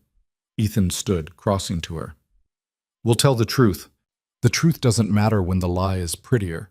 Her voice cracked. This is what he does. He controls the narrative, makes himself look like a saint while destroying anyone who challenges him. Then we change the narrative. How? Ethan was quiet for a moment, thinking. Then he said, we tell your story, publicly, all of it. Serena's eyes widened. Are you serious? He's using social media to manipulate people. We can do the same thing, but with the truth. Ethan, if I go public, my family will disown me completely. Whatever small chance I have of reconciliation will disappear. Do you want reconciliation? She looked away. I don't know, maybe. Someday. Serena. He waited until she met his eyes. What do you want right now? Not someday, right now. She was silent for a long moment. Then she said, I want to stop being afraid. I want to stop letting them dictate my life. I want to be free. Then let's make you free.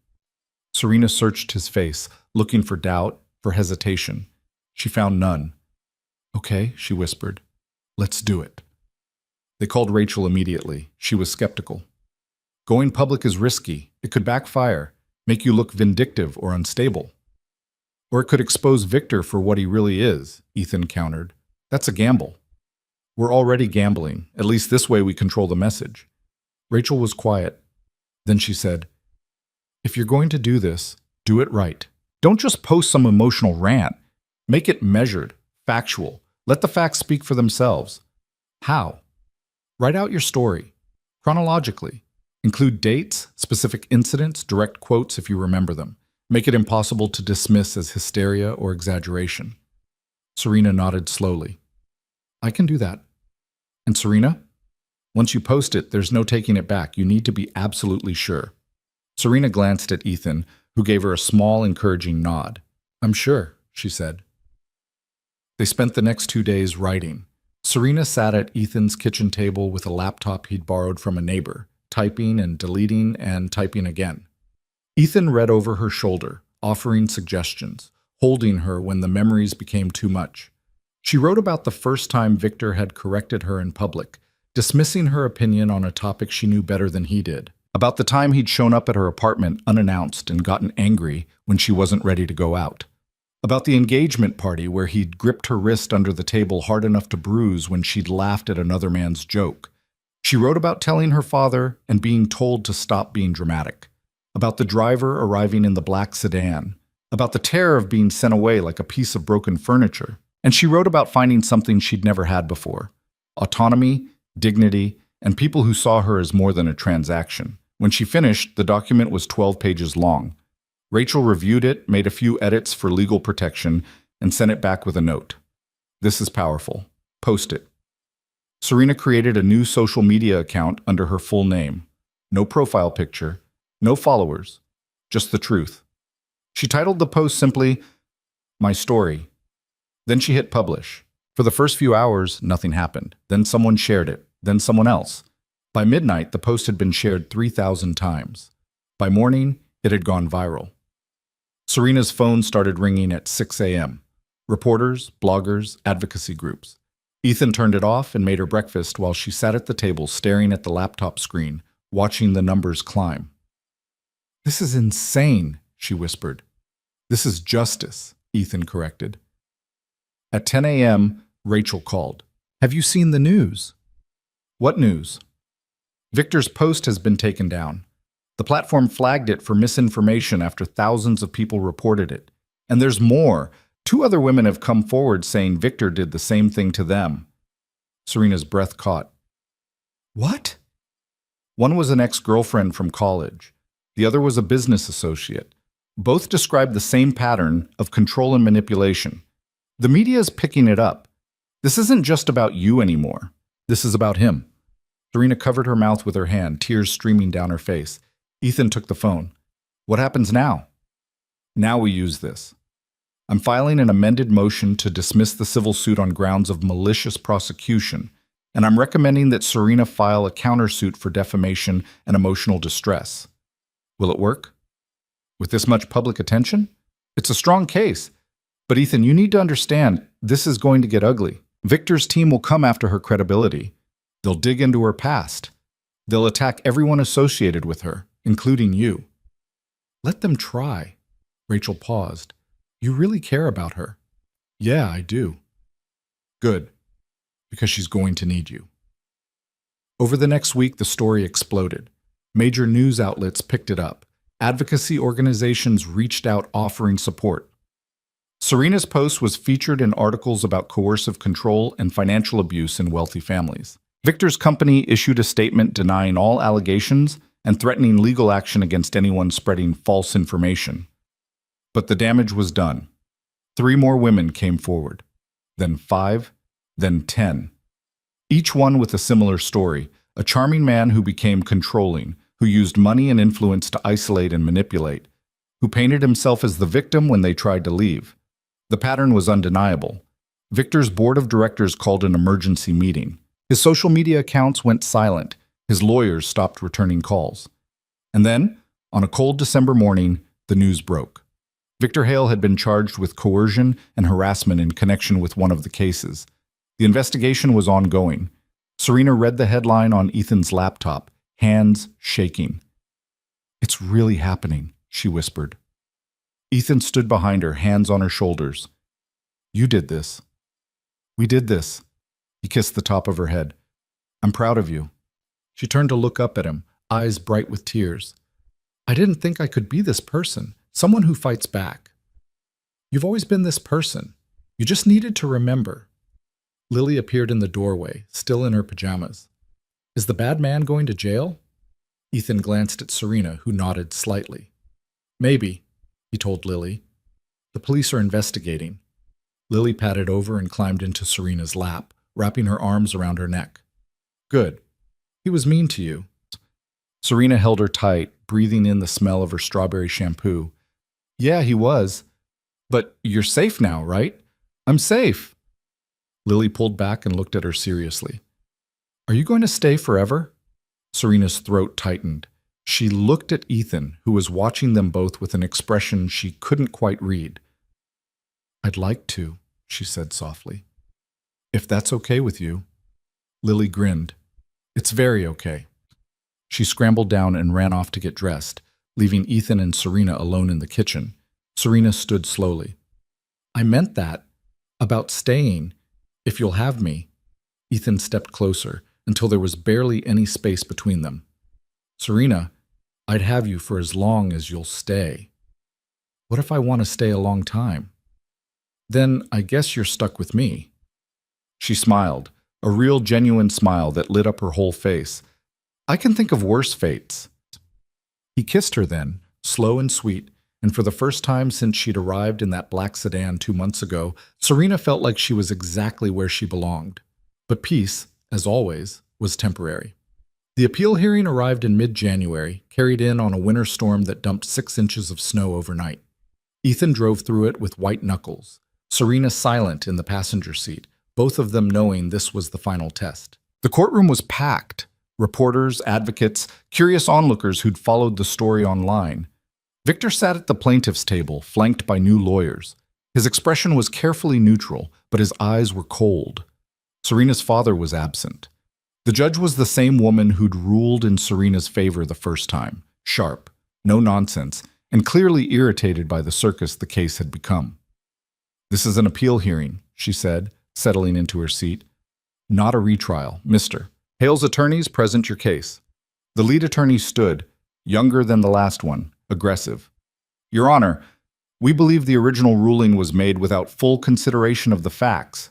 Miss Vale's recent actions, going public with unsubstantiated allegations, inciting a media frenzy, engaging in what can only be described as a revenge campaign, demonstrate exactly the kind of impulsive, erratic behavior that warranted the conservatorship in the first place.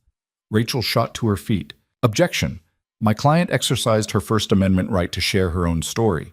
That's not erratic behavior. That's self-advocacy. Self-advocacy that conveniently went viral and destroyed my client's reputation. If your client's reputation was destroyed, perhaps he should examine his own behavior rather than blame the women he's harmed. The judge held up a hand. Counselors, arguments, not accusations.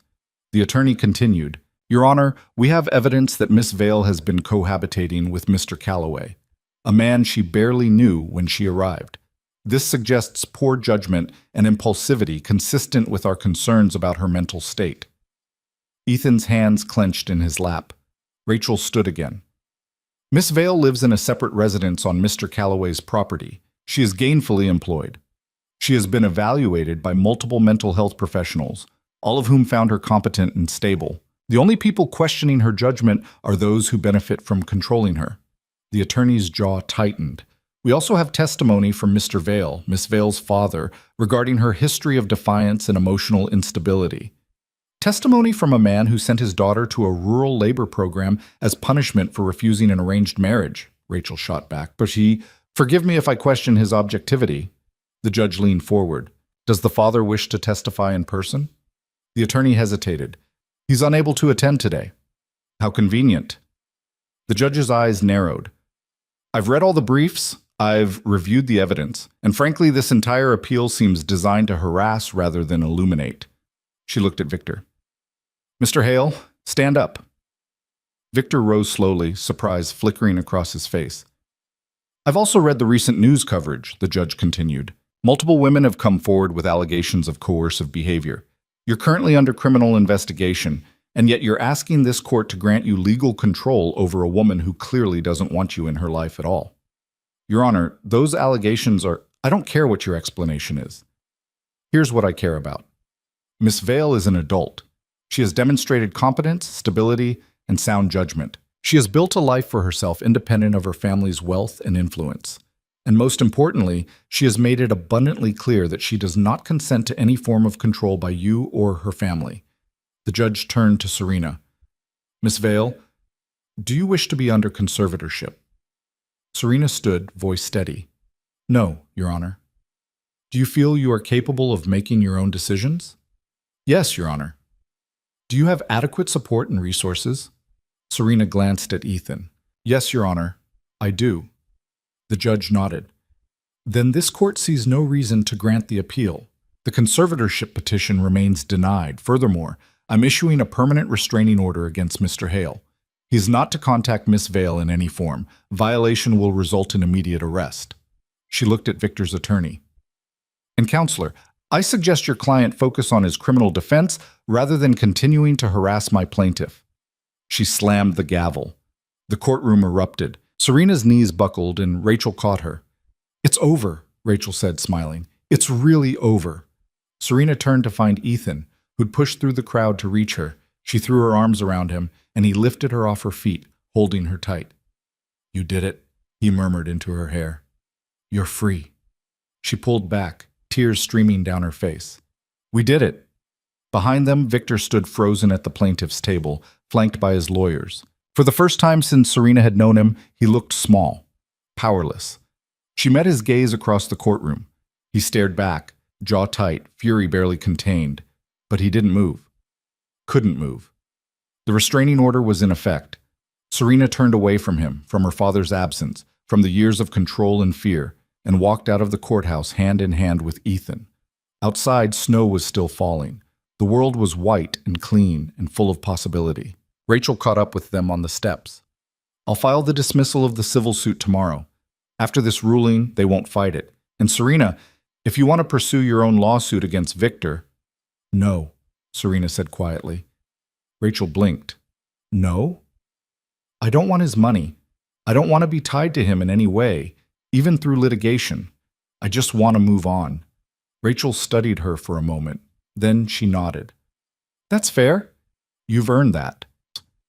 They said their goodbyes, and Ethan and Serena walked to the truck in companionable silence. Inside, Ethan started the engine but didn't pull out of the parking lot. He just sat there, hands on the steering wheel, staring at the snow-covered windshield. What are you thinking? Serena asked. He turned to look at her. I'm thinking about the first time I saw you, standing in my driveway looking like the world had chewed you up and spit you out. And I'm thinking about how you look right now, and took his hand. What happens now? And took his hand. What happens now? Now we go home. Home, she repeated, testing the word. I like that. He smiled. Me too. They drove back through the storm, the world quiet and hushed around them. When they pulled into the driveway, Lily was watching from the window. She ran out onto the porch in her socks, waving frantically. Serena laughed and waved back. Come on, Ethan said, squeezing her hand. Let's go tell her the good news. They climbed out of the truck and walked toward the house together. Lily met them halfway, throwing her arms around both of them. Did we win? She asked, looking up at Serena.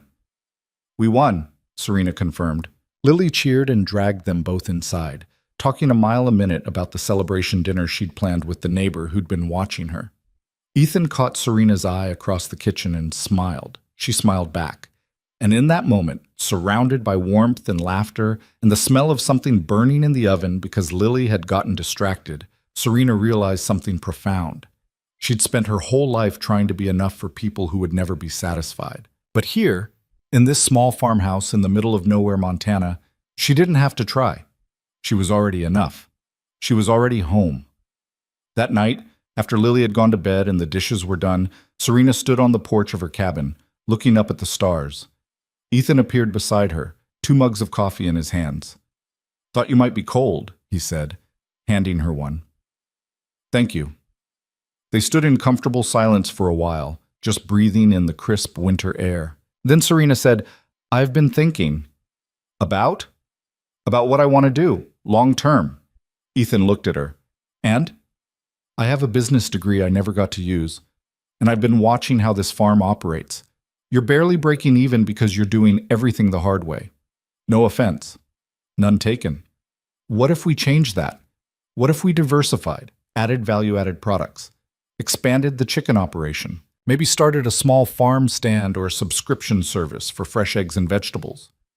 Ethan was quiet for a moment. Then he said, "You want to stay, for real? I want to build something. With you. If you'll let me."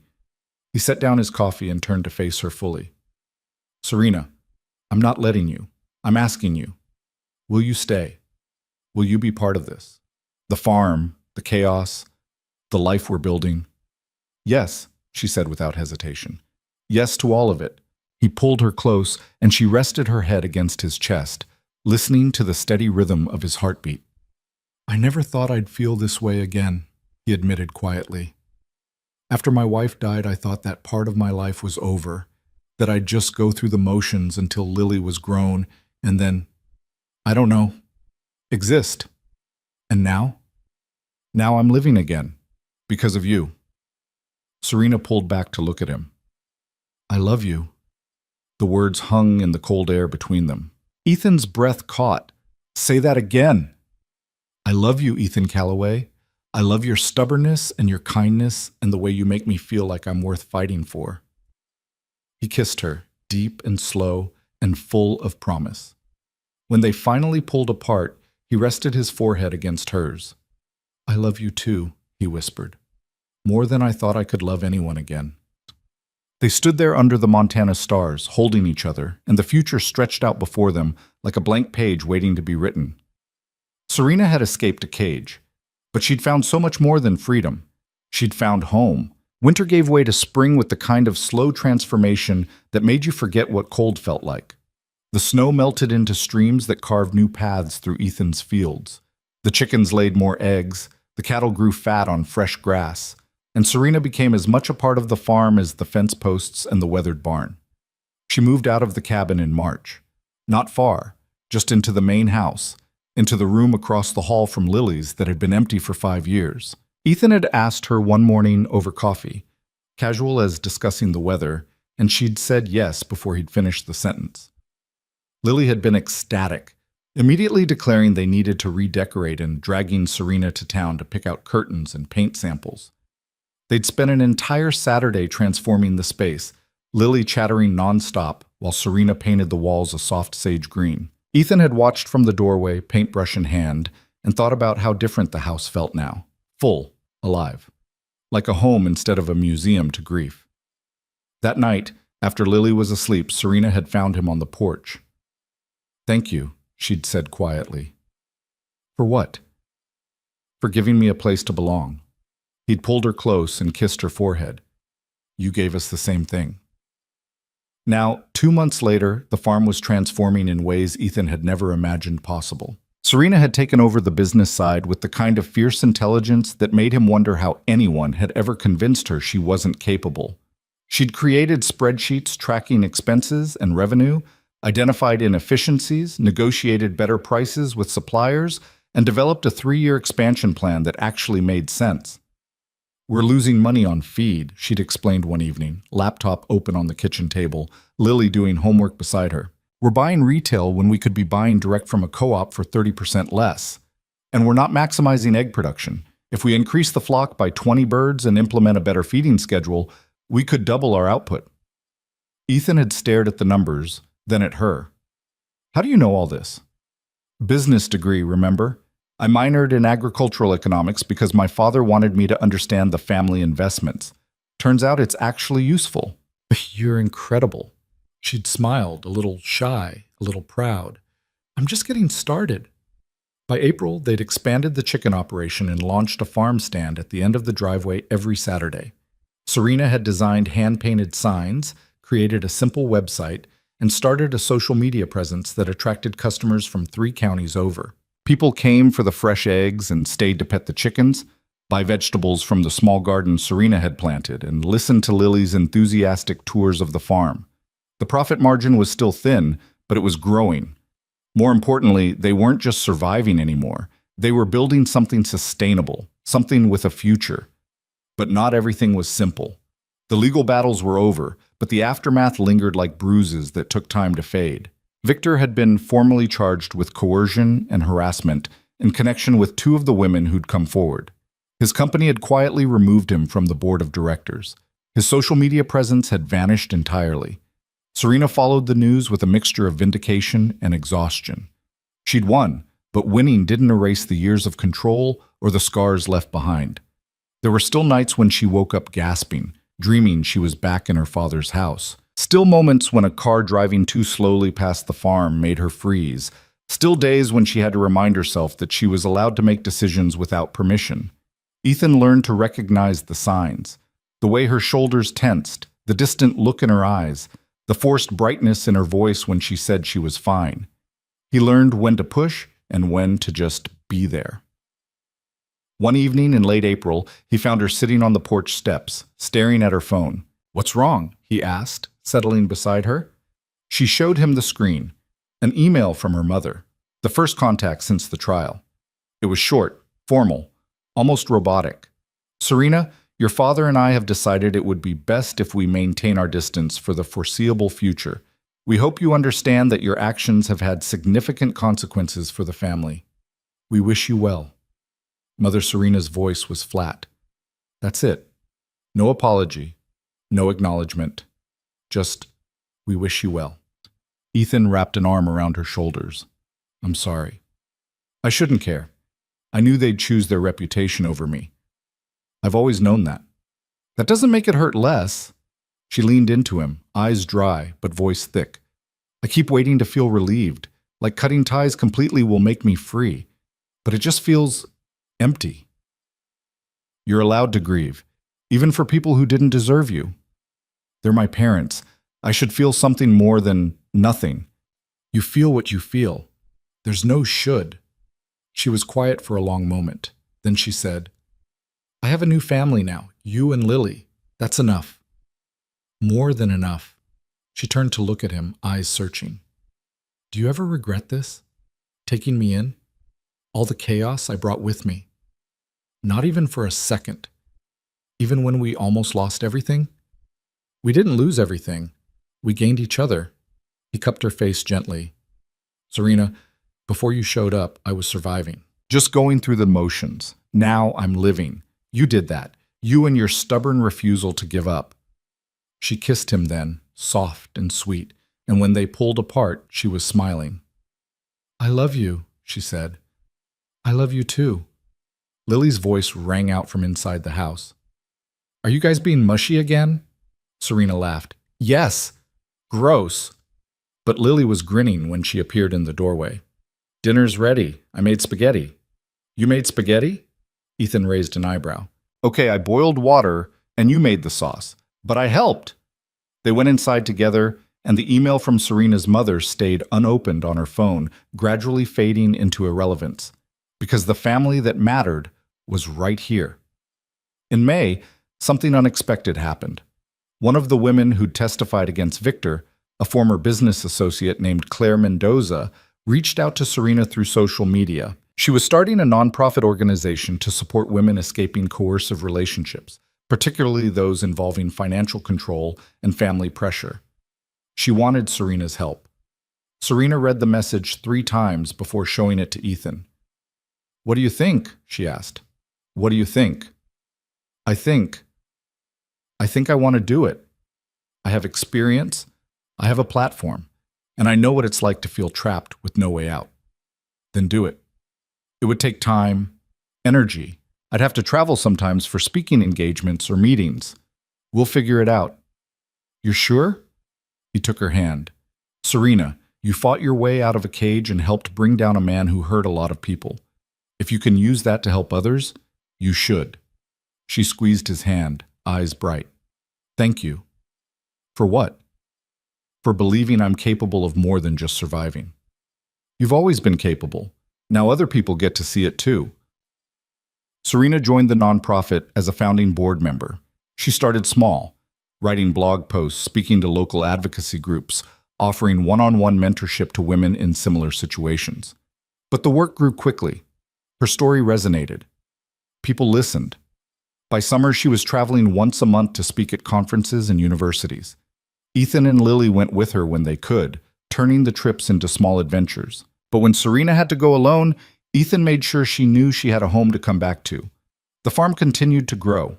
They added a small cafe in the barn, just a few tables and a counter serving coffee, fresh eggs, and baked goods Serena had learned to make from YouTube tutorials. It wasn't fancy, but it was charming, and it became a gathering place for locals and tourists alike. Lily had insisted on a chicken window, a large glass panel where kids could watch the hens while they ate. It was ridiculous and perfect, and it became the cafe's signature feature.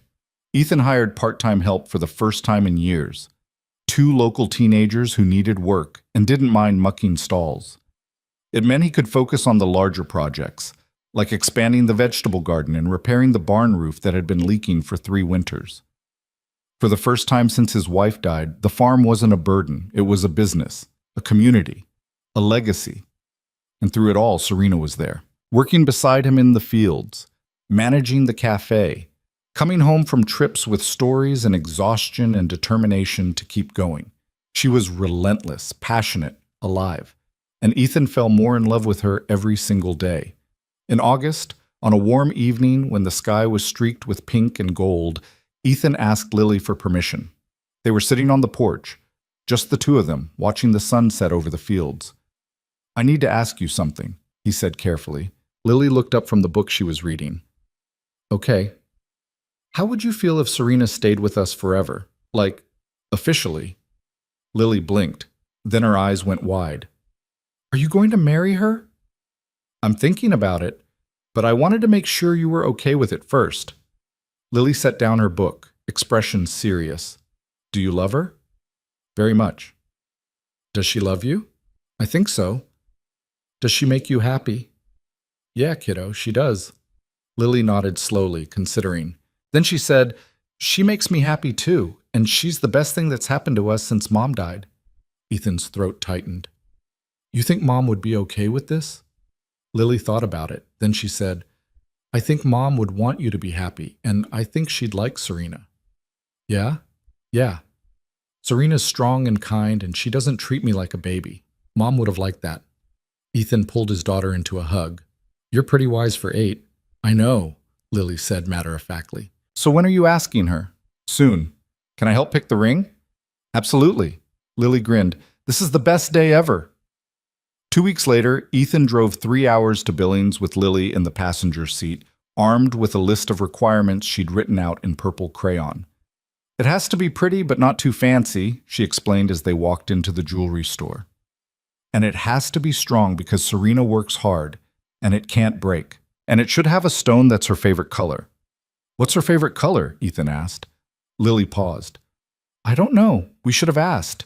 We'll figure it out." They spent an hour looking at rings, Lily providing running commentary on each one. Too big, too small, too sparkly, not sparkly enough. Finally, she pointed to one in the corner of the case. "That one." It was simple. A thin gold band with a small, deep green emerald flanked by 2 tiny diamonds. "It's the color of the cabin walls she painted," Lily explained. "And it's not too fancy.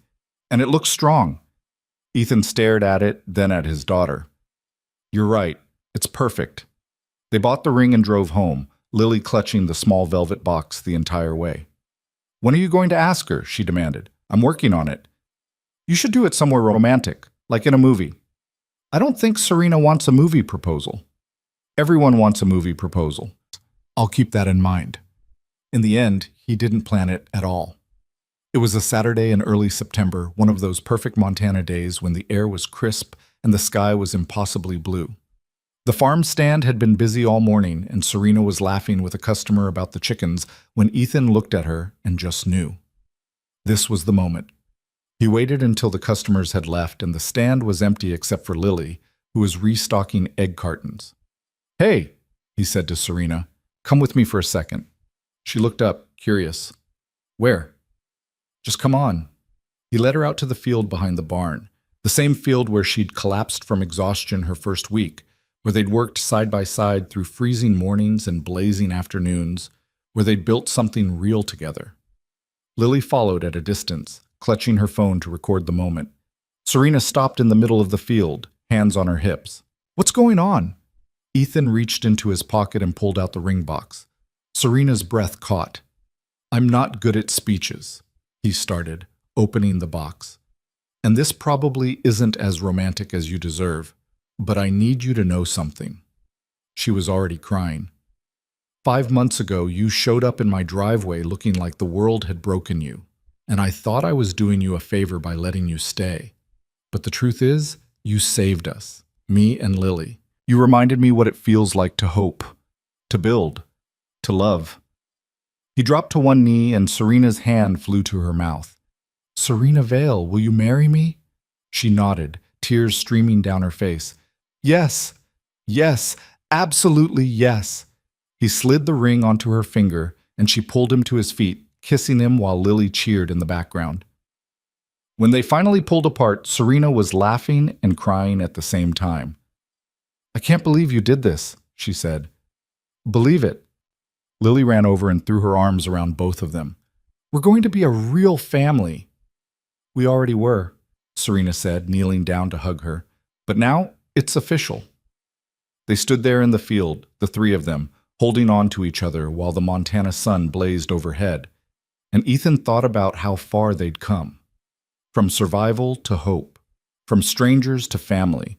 From broken to whole. The wedding was small. They got married in late October on the farm, in the same field where Ethan had proposed.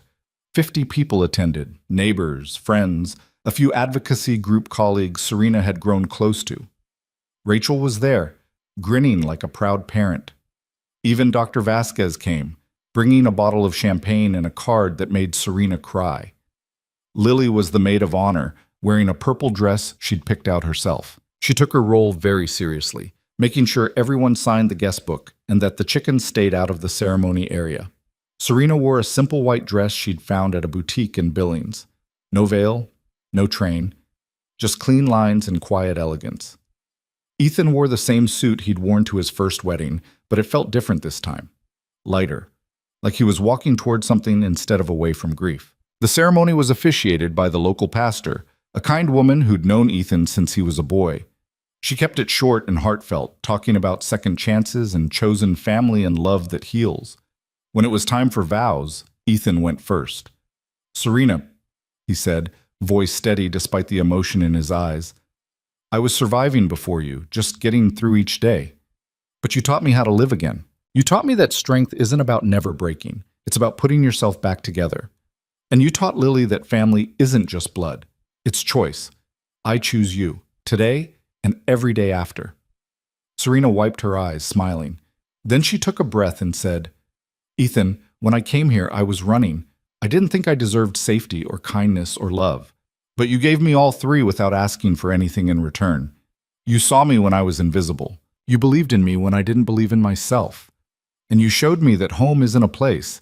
It's people. You and Lily are my home, and I'm never letting that go." There wasn't a dry eye in the audience. The pastor pronounced them married, and Ethan kissed his wife while everyone cheered. The reception was held in the barn, which they decorated with string lights and wildflowers. There was no DJ, just a playlist Lily had made of their favorite songs. No caterer, just potluck dishes from friends and neighbors. No champagne tower, just mason jars of homemade lemonade and Rachel's expensive champagne. It was simple and perfect and exactly what they wanted. Lily gave a toast that made everyone laugh and cry in equal measure, talking about how Serena had taught her that strong women help each other and that family is what you make it. Ethan danced with his daughter first, then with his wife, holding her close while the stars came out overhead. "Happy?" he murmured. "Happier than I ever thought possible," Serena said. "Good, because you're stuck with me now." She laughed. "Best decision I ever made." They danced until their feet hurt, ate until they were stuffed, and celebrated with people who genuinely loved them. And when the night wound down and the last guest had left, Ethan, Serena, and Lily stood on the porch of the farmhouse, looking out over the land they'd built together. "I can't believe this is my life," Serena said quietly. "Better than the alternative?" Ethan asked. "So much better." Lily yawned and leaned against Serena. "Can we have pancakes for breakfast?" "Absolutely." "Good." Lily looked up at her new stepmother. "I'm glad you stayed." Serena's eyes filled with tears. "Me too." They went inside together, and Ethan locked the door behind them. For the first time in 5 years, the house felt complete. The months that followed were the kind of ordinary happiness that felt revolutionary. Serena continued her advocacy work, traveling less frequently, but speaking more powerfully. She'd found her voice, and people listened. The nonprofit grew, helping dozens of women escape situations like hers. Ethan expanded the farm, adding a small greenhouse and a subscription service for weekly produce boxes. The cafe thrived, becoming a local favorite. Lily excelled in school, confident and happy, telling anyone who'd listen about her two parents and the farm and the chickens she helped raise. They had movie nights every Friday, family dinners every evening, arguments about whose turn it was to muck the stalls, lazy Sunday mornings and chaotic weekday rushes. They were normal, beautifully, wonderfully normal. In December, a year after Serena had first arrived, she got an unexpected letter. It was from her mother. Ethan found her in the kitchen, staring at the envelope. "You okay?" he asked. "I don't know if I should open it." "Then don't." "But what if it's important?" "Then it'll still be important tomorrow." She set it on the counter and walked away. It sat there for 3 days. On the 4th day, Lily asked about it. "What's that letter?" "Something from my mom," Serena said. "Your mean mom who sent you away?" "Yeah." Lily thought about it. "Are you going to read it?" "I'm not sure." "I think you should. Not because she deserves it, but because you deserve to know what she said." Serena looked at the 8-year-old, impressed. "When did you get so wise?" "I've always been wise. People just don't notice because I'm short." That evening, with Ethan beside her for support, Serena finally opened the letter. It was handwritten this time. Her mother's careful script. "Serena, I've written this letter a dozen times and thrown it away each time. I'm not sure I'll send this one either, but I'm trying. Your father and I have separated. He moved out last month. The divorce will be final in the spring. I want you to know that I'm sorry. I'm sorry I didn't protect you. I'm sorry I chose comfort over courage. I'm sorry I taught you that your worth was in your obedience instead of your strength. I don't expect forgiveness. I don't deserve it. But I wanted you to know that I see you now. I see what you've built and who you've become. And I'm proud of you. I'm also ashamed of myself. That's something I'm learning to live with. If you ever want to talk, I'm here. If you don't, I understand. I hope you're happy. Mom." Serena read it twice, then handed it to Ethan. He read in silence, then looked at her. "How do you feel?"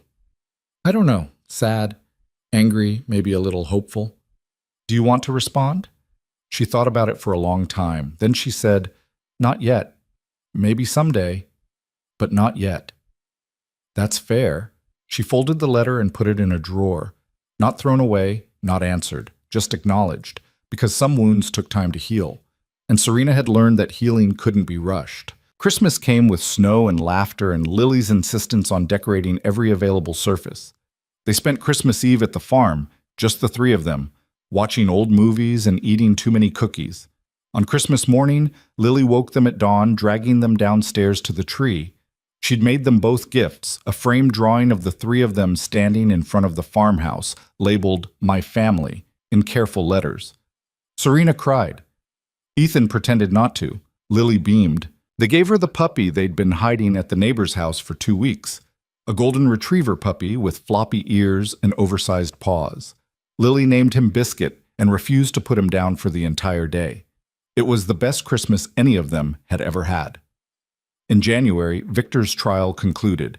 He was found guilty on multiple counts of coercion and harassment. The judge sentenced him to 18 months in prison and 5 years probation. His company settled with 3 of the women in civil suits. Serena watched the news with a strange mix of satisfaction and detachment. "It's over," Ethan said, wrapping an arm around her. "Yeah," she agreed. "It is." And it was. Not just the trial, not just the legal battles, the whole chapter of her life where she'd been someone's possession instead of her own person. That was over. What remained was everything she'd built in its place. In February, on a particularly cold morning, Serena woke up feeling sick. She didn't think much of it, probably just a stomach bug.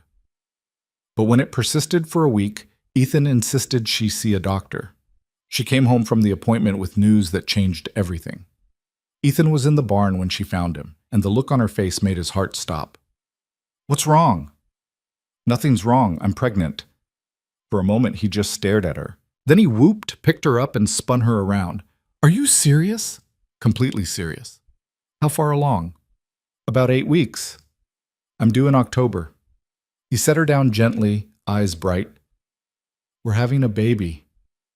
We're having a baby." He kissed her, soft and reverent. "I love you." "I love you too." They told Lily that night at dinner. Her reaction was everything they'd hoped for, pure, unbridled joy. "I'm going to be a big sister," she squealed. "You are," Serena confirmed. "This is the best day of my entire life." Lily jumped up and hugged them both. "Can I help name the baby?" "Absolutely," Ethan said. "Can I teach them about chickens?" "Of course." "Can I—" "Lily," Serena laughed, "one question at a time." But Lily was already planning, listing everything she'd teach her new sibling, how she'd protect them, all the adventures they'd have. Ethan and Serena exchanged a glance over her head, both thinking the same thing. Their family was growing, and it was beautiful. The pregnancy was smooth. Serena glowed, even when she was exhausted and craving weird combinations of food. Ethan hovered, protective and attentive. Lily appointed herself the baby's official guardian, reading to Serena's belly and making lists of rules for when the baby arrived. In October, on a crisp autumn morning, exactly 2 years after Serena had first arrived at the farm, she went into labor. Ethan drove her to the hospital with Lily in the back seat, gripping Serena's hand and telling her she was doing great, even though they hadn't gotten to the hard part yet. 12 hours later, Serena gave birth to a healthy baby boy. They named him Samuel Ethan Calloway, Sam for short. He had Serena's dark hair and Ethan's eyes, and when he cried, it was the most beautiful sound Ethan had ever heard. Lily held him for the first time with the kind of careful reverence reserved for precious things, tears streaming down her face. "Hi, Sam," she whispered. "I'm your big sister, and I'm going to teach you everything." Serena watched from the hospital bed, exhausted and radiant, and reached for Ethan's hand. "We did it," she said softly. "Yeah, we did. 2 years ago, I didn't think I'd survive. Now look at us." Ethan looked at his wife, his daughters, his son, his family. "Yeah," he said, voice thick with emotion. "Look at us." They brought Sam home to the farm 3 days later. The house that had been too quiet for too long was now filled with the sounds of a baby crying, Lily singing lullabies, Serena laughing at Ethan's attempts to change diapers. It was chaos. It was perfect. And it was home. One evening in late November, after Sam was asleep and Lily was doing homework, Ethan found Serena on the porch, wrapped in a blanket and staring at the stars. He settled beside her, pulling her close. "Cold?" "A little, but I like it out here." "What are you thinking about?" She was quiet for a moment. Then she said, "I'm thinking about how different my life is now. 2 years ago, I was terrified and alone and convinced I'd never be free. And now," she gestured to the house behind them, where their children slept. "Now I have everything I never knew I wanted." "No regrets?" "Not a single one." She looked at him. "You?" "My only regret is that I didn't find you sooner." She smiled and kissed him. "We found each other when we needed to. That's what matters." They sat in comfortable silence, watching the stars, listening to the sounds of the farm settling in for the night. Somewhere in the distance, a coyote called. The chickens rustled in their coop. The wind whispered through the fields. And inside the farmhouse, 2 children slept peacefully, safe and loved. Serena leaned her head on Ethan's shoulder. "Thank you." "For what?" "For seeing me, for fighting for me, for giving me a home." Ethan kissed the top of her head. "You gave us the same thing." And it was true. They'd saved each other, not in some grand, dramatic way, but in the quiet, everyday choice to show up, to fight, to build something better together. Serena had escaped a cage and found freedom. But more than that, she'd found family, purpose, love. She'd found herself. And Ethan had learned that grief doesn't have to be the end of the story, that opening your heart again isn't a betrayal of the past. It's a gift to the future. Together, they'd built something real, something lasting, a farm, a family, a life. And as they sat on that porch under the Montana stars, surrounded by everything they'd fought for and everything they'd become, they knew one thing with absolute certainty. They were home, and they were exactly where they belonged.